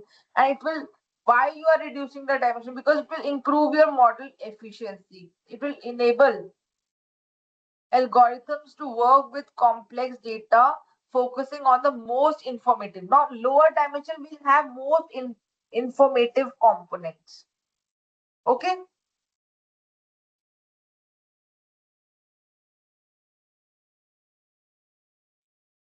And can you go to next slide, ma'am? I have a doubt there. This slide. Yes, ma'am. So V2 into V1 we are calculating, it is 6, and V1 into V1 is 9. So as per formula, it is V2 transpose V1 divided by V1 T transpose and V1. So it should be, 6 by 9, and again we are multiplying that with V1. But V1 is what? so V1 is this no. now. V0. No, ma'am. But V2 into V1, we are writing it as 6. But in the numerator, in the formula, it is V2 transpose V1, right? So how it is 6 there? And even the below one, it is V1 into V1 is 9. So, but in the formula, it is V1 transpose V1. So we are writing it as 9. So in the step 1 and step 2, we have derived 6 and 9. But in the formula, it is not V1 into V1, V1 into V1. It is V1, V2 transpose and V1, right? So that is where getting confused. That is understood. 30 is V1. We are putting it there. But 6 by 9. So Okay, in the step 1 and step 2, it should be V2 transpose V1, right? And in step 2, it should be V1 transpose V2. Step 2 is V1 transpose V1. It is there only now. What is V1 transpose V1? Actually, that's what the dot product, ma'am, what have done is correct. That is V2 transpose V1. But I think the expression in the LHS is written wrong. It is actually done correctly. That is V2 transpose V1, which is equals to 2 into 3 plus 4 into 0. But it is written wrong. Like V2 dot V1 is written, that is confusing. But the expression is done in such a way, So it it is should, V2. Okay, it should okay. be V2 transpose V1. Yeah, that is 2 into 3 plus 4 into 0. See, this is dot product. Dot product, you write it like this now. V2 transpose V1. Dot product is always you write vectors only. Here you don't take Exactly. transpose. Transpose, you take it here only. Okay. V2 transpose is what now?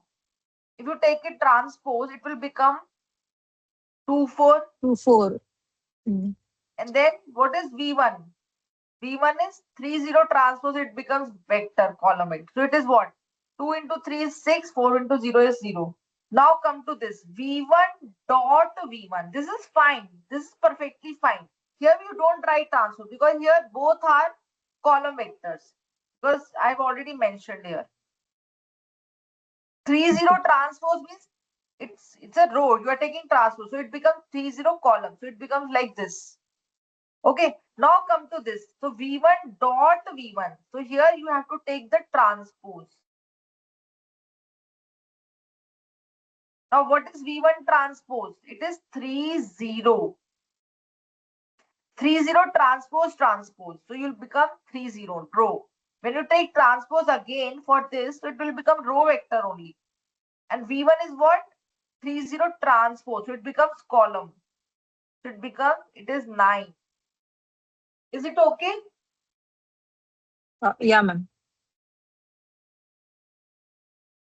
Okay, probability, and right now I'm not taking mean, variance.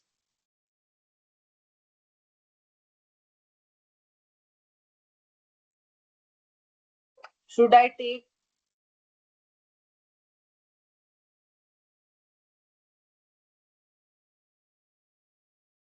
Actually, okay, first let me do this calculus, some part calculus. I suppose your plan was to complete this whole PPT, but I am not sure whether time will permit. So I suppose you give us a gist of all what are the things we should know about in this PPT, which is important for us. Because I suppose you are going to share this PPT with us, right, ma'am? Yeah. So the thing is, don't do continuity. You can see the slide. Okay, I'll just share. Yeah. What are important for us? Okay, I'll inform you. See, the continuity you are just studying, this limit you are just studying to understand continuity. Continuity, this is you're starting with the limits. See, ultimately important thing is derivatives. You can see the slides, right? Yes, ma'am. Yeah, you But can see the can you slides. Yeah, swap yeah, it? ma'am. We can switch the screen.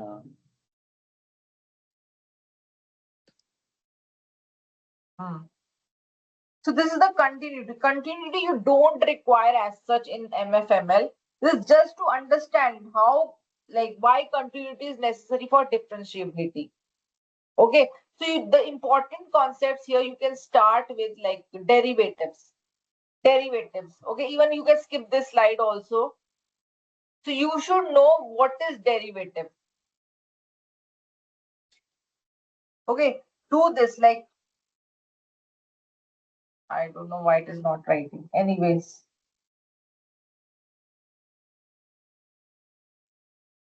This is the same derivative which is in calculus, right? Is it the same? Calculus. Yeah. It must be same. We have Yeah. shared. I've already shared. I've already shared now. What, ma'am? So you should know what is the sum rule.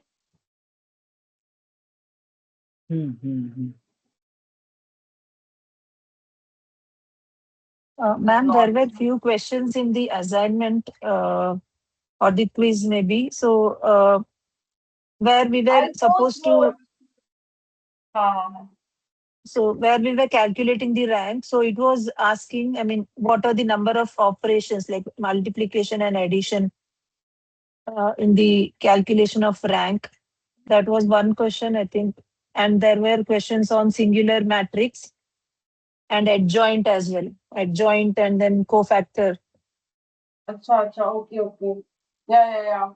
Adjoint. Okay, I'll post the solution. You can, because adjoint you can see like in the slides. You want me to cover that adjoint thing? Yeah, minor, cofactor, adjoint, and the singular matrix, ma'am. If you can cover. Singular matrix means determinant is 0. Okay. Okay, and adjoint is like basically for finding the inverse. I told you using one method, REF. But you can use the adjoint method. See, I did not do that because it is not going to be part of the course. In the course, you'll not, compute the adjoint and all. Okay, it was there in the question, so that's the reason. Yeah, it was just for the practice. Because I computed inverse using the REF method. Because REF method is important because it finds, the rank of the matrix. It is useful for finding what are the independent columns, linearly independent columns, and all that. Ma'am, if you could And tell while us what. calculating the rank, ma'am, the number of operations, when you say, I mean, the row operations, what we perform, is it that? Row Addition and operations in multiplication? Yeah. what is the number of additions, what is the number of multiplications that you are doing. So you do it for n cross n. If you want, I'll just post the solution. Okay, yeah, that would be great. And also there was one question on Gaussian elimination. Gaussian elimination we did in the last class. Now, that's finding the system of equations. Like we first did REF. So we eliminated some of the variables. We converted into zeros, right? The REF form. So that is, you are eliminating the variable one by one. So you start from back, then you substitute backwards. So that's Gaussian elimination only.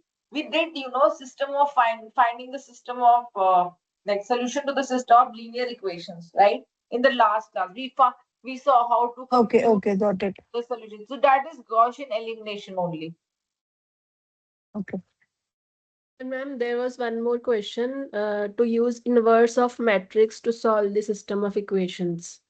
So basically, AX is equal to B, right? AX equals to B. So so you multiply both sides. Okay, I'll just write down. So is it X is equal to inverse of A into B? Yeah, A inverse B. But A will not be always invertible, right?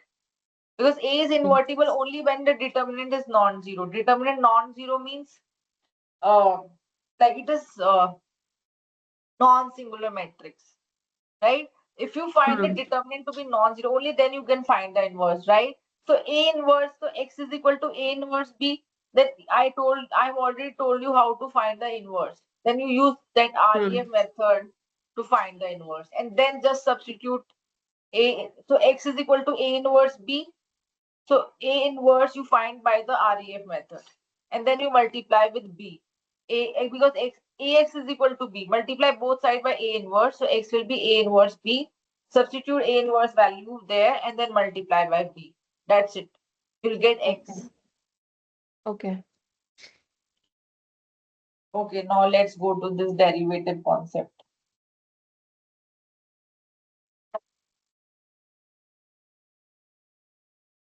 Now, why derivative is important? Okay, just a second. Your screen became black. Oh, okay, just a second. Is it okay now? Yeah, now it is okay now.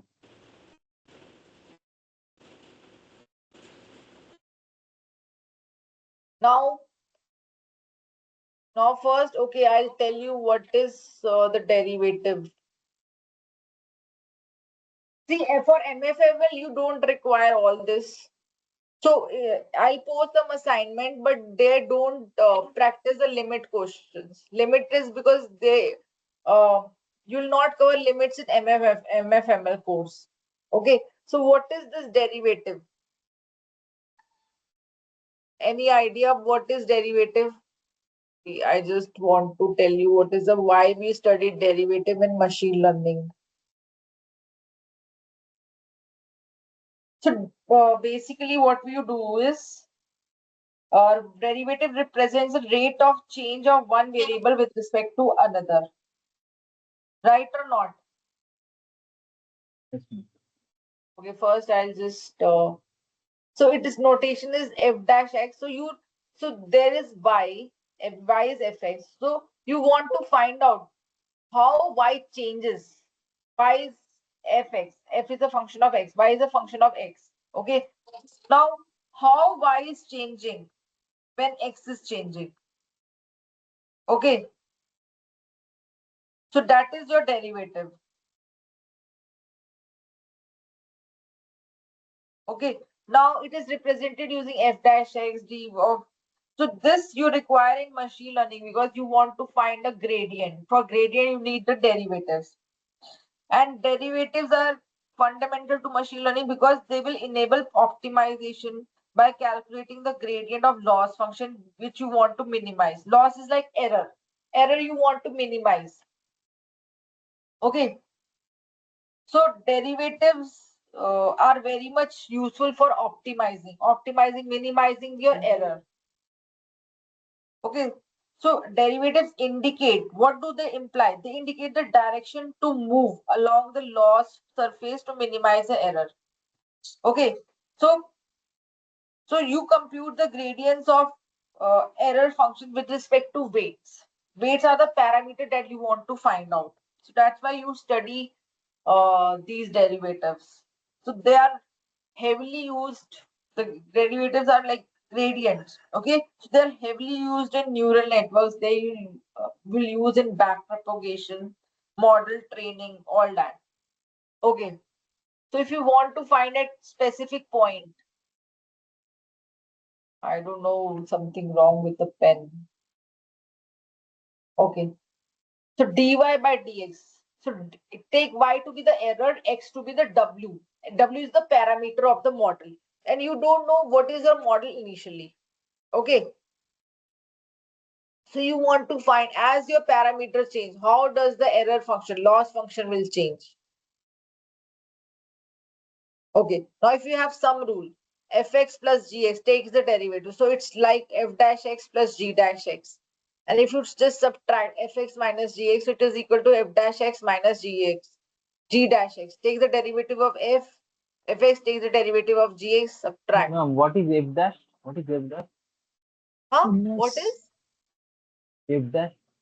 What is f dash x? F dash x is a derivative. Now this is the f dash x, d of dfx, d by dx, all mean the same. So this is the derivative of f with respect to x. We have some example.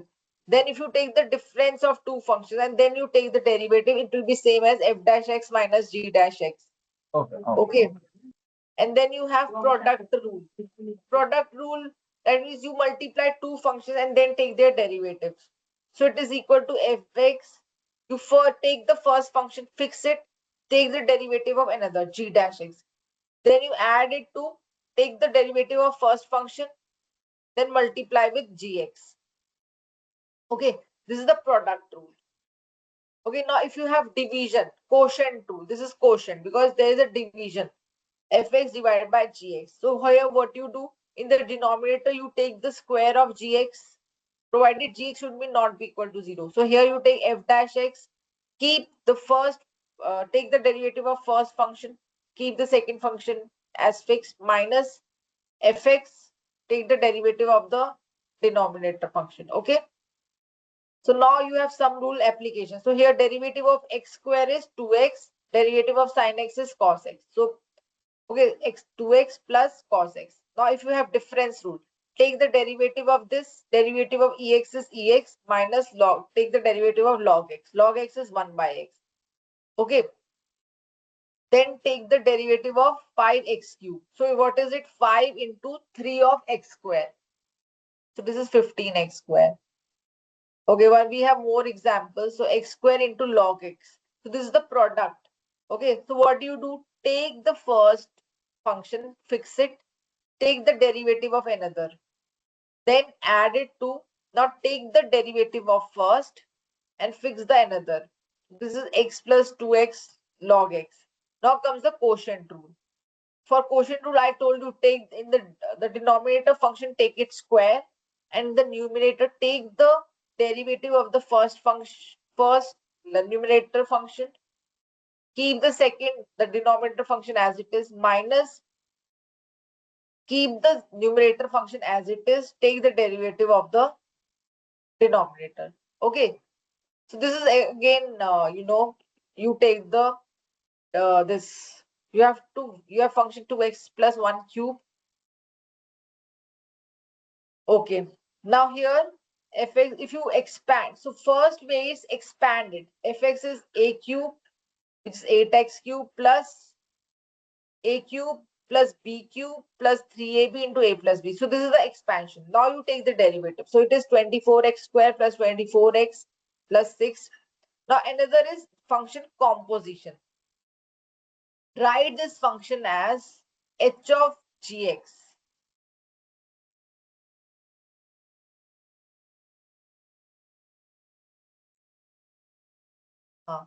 This is function composition. Now in case of function composition, what is happened is, দেখো তো কি আমাকে সকালেও call করছিল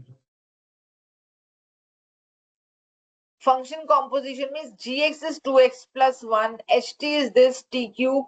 So what is fx? F of x is h of gx. Gx is what? 2x plus 1. Now if you say h of 2x plus 1, substitute t as 2x plus 1. So you'll get 2x plus 1 whole cube. Let me just write. You have time? Do you have time? Hello? Yes, ma'am. Yes, ma'am. Please continue. Yes, ma'am. Because I suppose this is the last class, right? Yeah, this is the last class. We have to continue. Yeah, ma'am. Continue.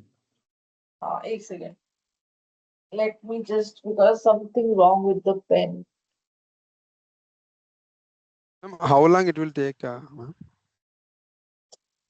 Or you want me to take extra class? Yeah, extra class will be fine.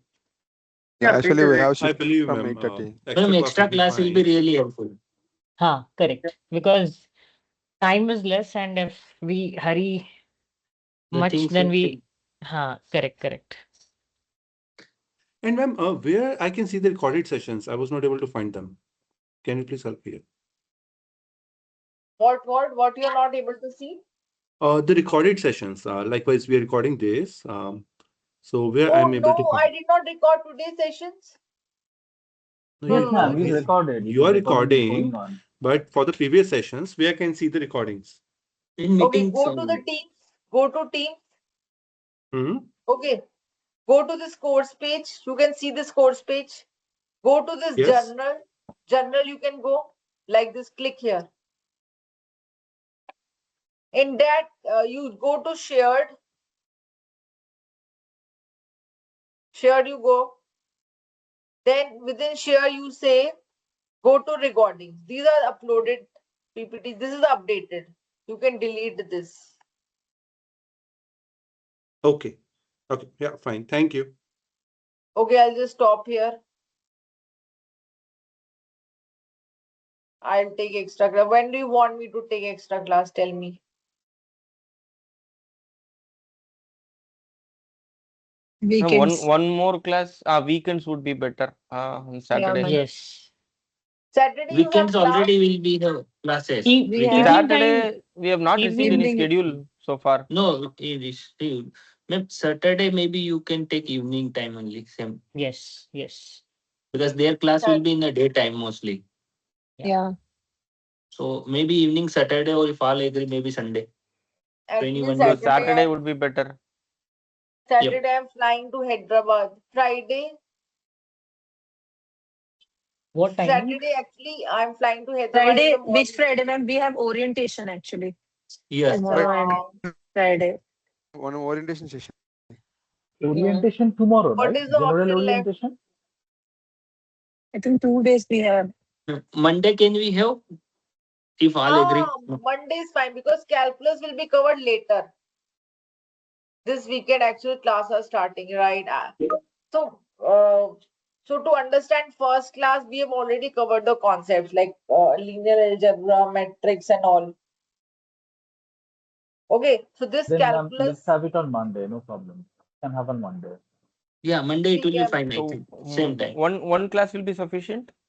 One class is sufficient. Okay, then let's do Monday it on what Monday. time, ma'am? Monday what time? You tell Monday what time. Same time. 8:30. Yeah. Same time is 8:30. Or 5:30. 5:30. 5:30 to 5:30.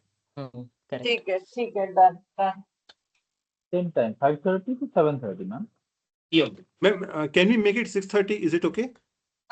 Yeah, everybody will have different times. So Yeah, I'm just suggesting if it's okay, it is okay. Otherwise, you can go ahead with 6:30 5:30. should be okay. Yeah, 5:30 is, I mean, we'll have to miss the, I mean, calls and all, ma'am. So that is the reason. See, I can align my schedule with yours. That's not a problem. So because you people are already working, working people. Yeah, that is an issue. Yeah. Which way can we have it on a weekend? So you decide among yourself. Let me know. No, ma'am, you decide and let us know. Yeah, that will be okay. I agree. Ma'am, you Man, only at fix this the moment, 6:30. we are not It will very never end. acquainted with each other. We are also doing, we are doing online class. So it is better we fix it here only. Whether it is 6:30, 5:30, whatever it is, Correct, correct. let us Correct. fix it here. Yep, yep. Okay, let it be You can make, 6 to 8.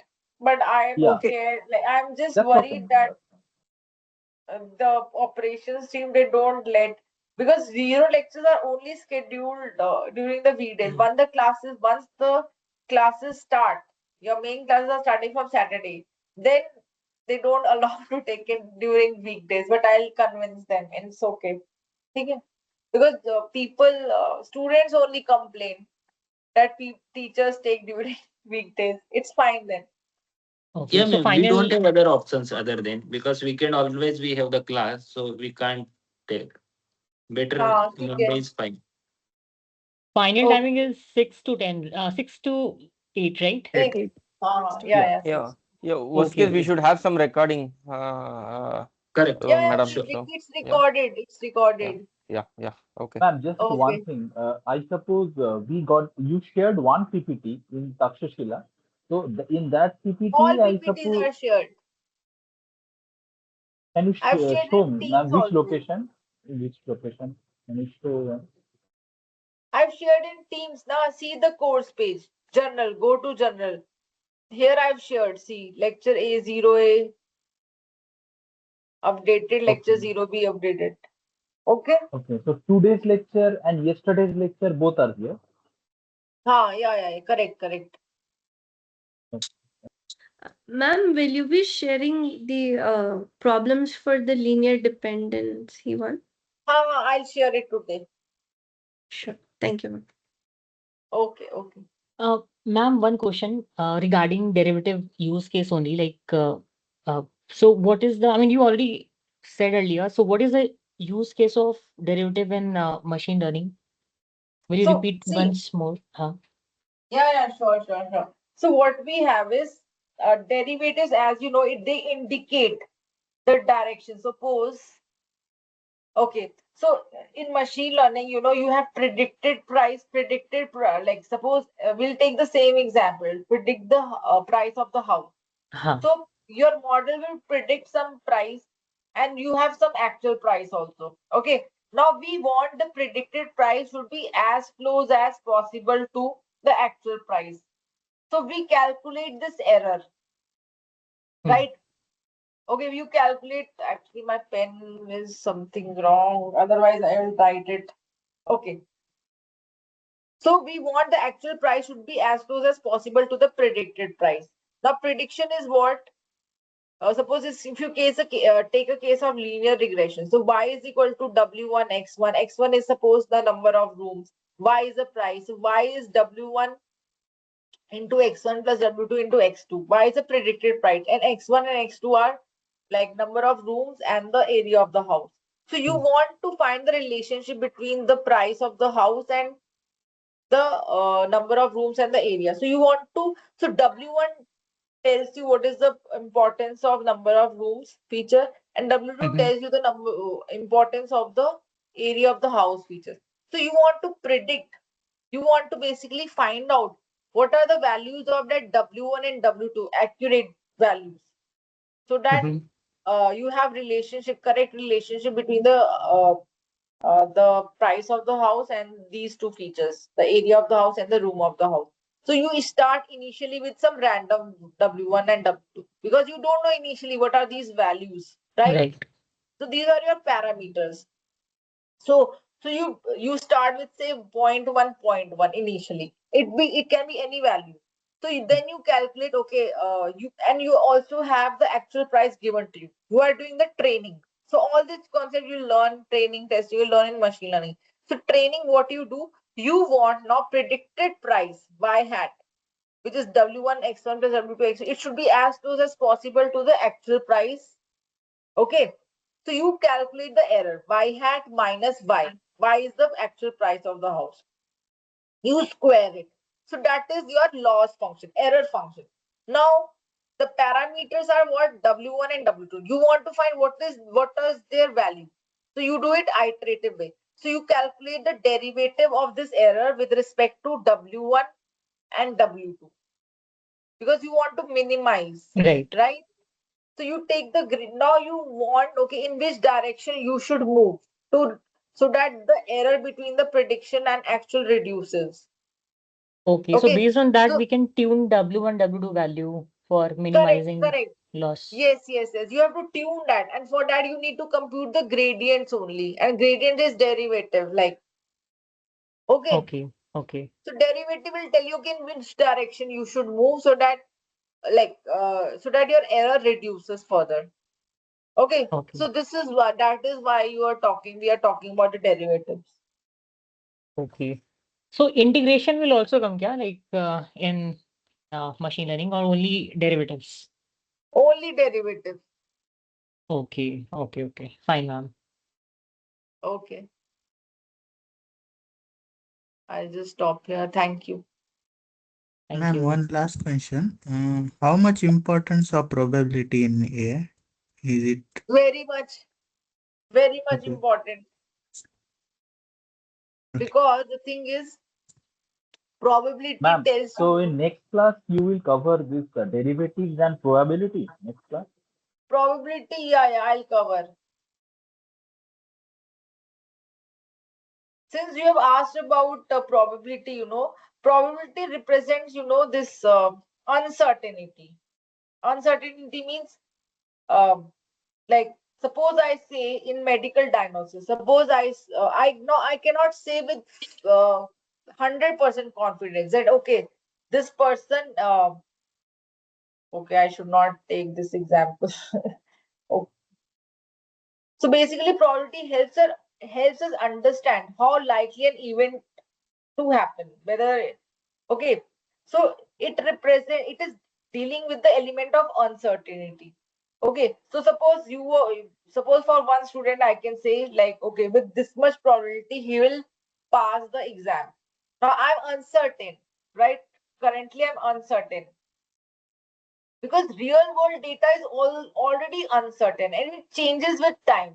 So it makes predictions, classifies data, and improve accuracy in the models. So probability of is the measure of chance of an event happening. Okay, so if you have, okay, you can say today, okay, uh, whether the stock price will reduce or it will change to this. So there's an uncertainty there, and probability will help you in capturing this uncertainty. Okay, and probability is useful in in this Bayesian. You have Bayesian classifier. Then you have, this many classifier. They are very useful. So one is Bayesian classifier. You'll see. Okay, then. You have this HMM, hidden Markov model, deep reinforcement learning. So there it is very much useful.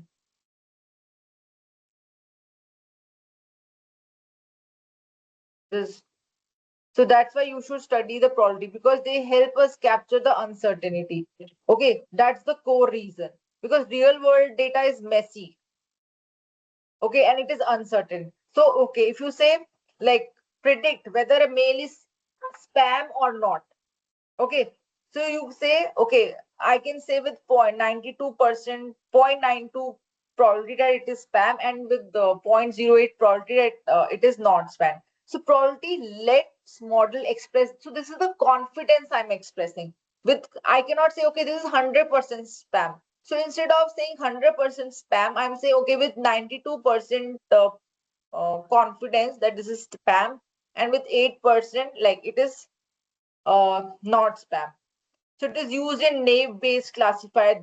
So there you use conditional probability. Then logistic regression. So it outputs probabilities. That okay, I'll say that with 70% probability that this mail is spam and 30% probability that it is not spam. So MLT machine learning it doesn't just predict. It decides under the risk. Suppose if you have medical AI. So, or you can say fraud detection. So it will say, so you'll have some threshold there, threshold. So it will flag that if the risk is greater than threshold. So probability enables, threshold based decisions. Okay. So it helps you in better decision making. Okay. So medical AI, if you talk of, so you'll say, okay, it will treat if the probability is greater than 0.8. So it is like 0.8 is the threshold.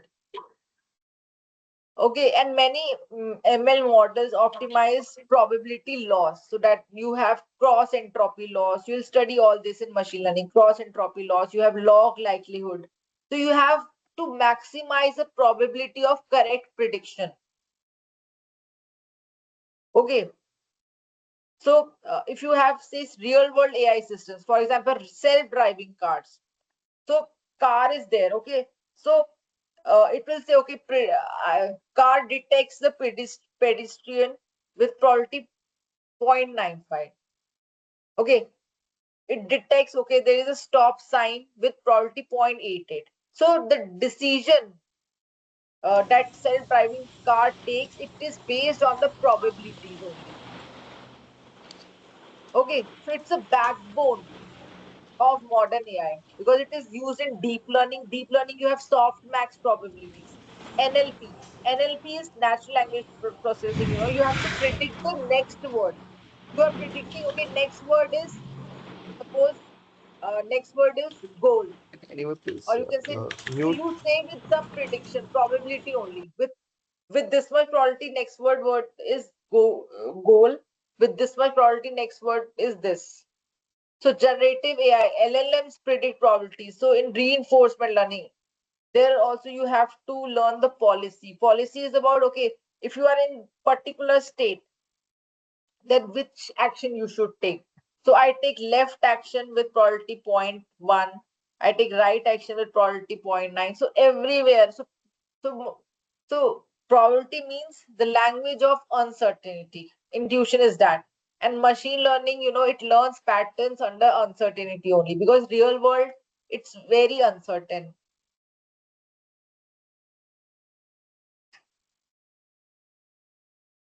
Okay. Yeah, okay, ma'am. Okay, thank you, ma'am. Thank you. Okay. So Thanks, probability ma'am. is very Thank you. important. You have one dedicated course, ISM, statistical methods. Okay, I'll stop it.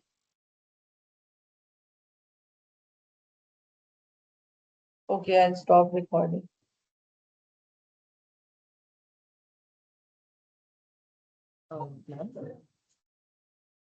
Okay, I'll keep one class on Monday then. Okay. Okay. Thank you, ma'am. Yeah. Okay. Okay. Yeah, thank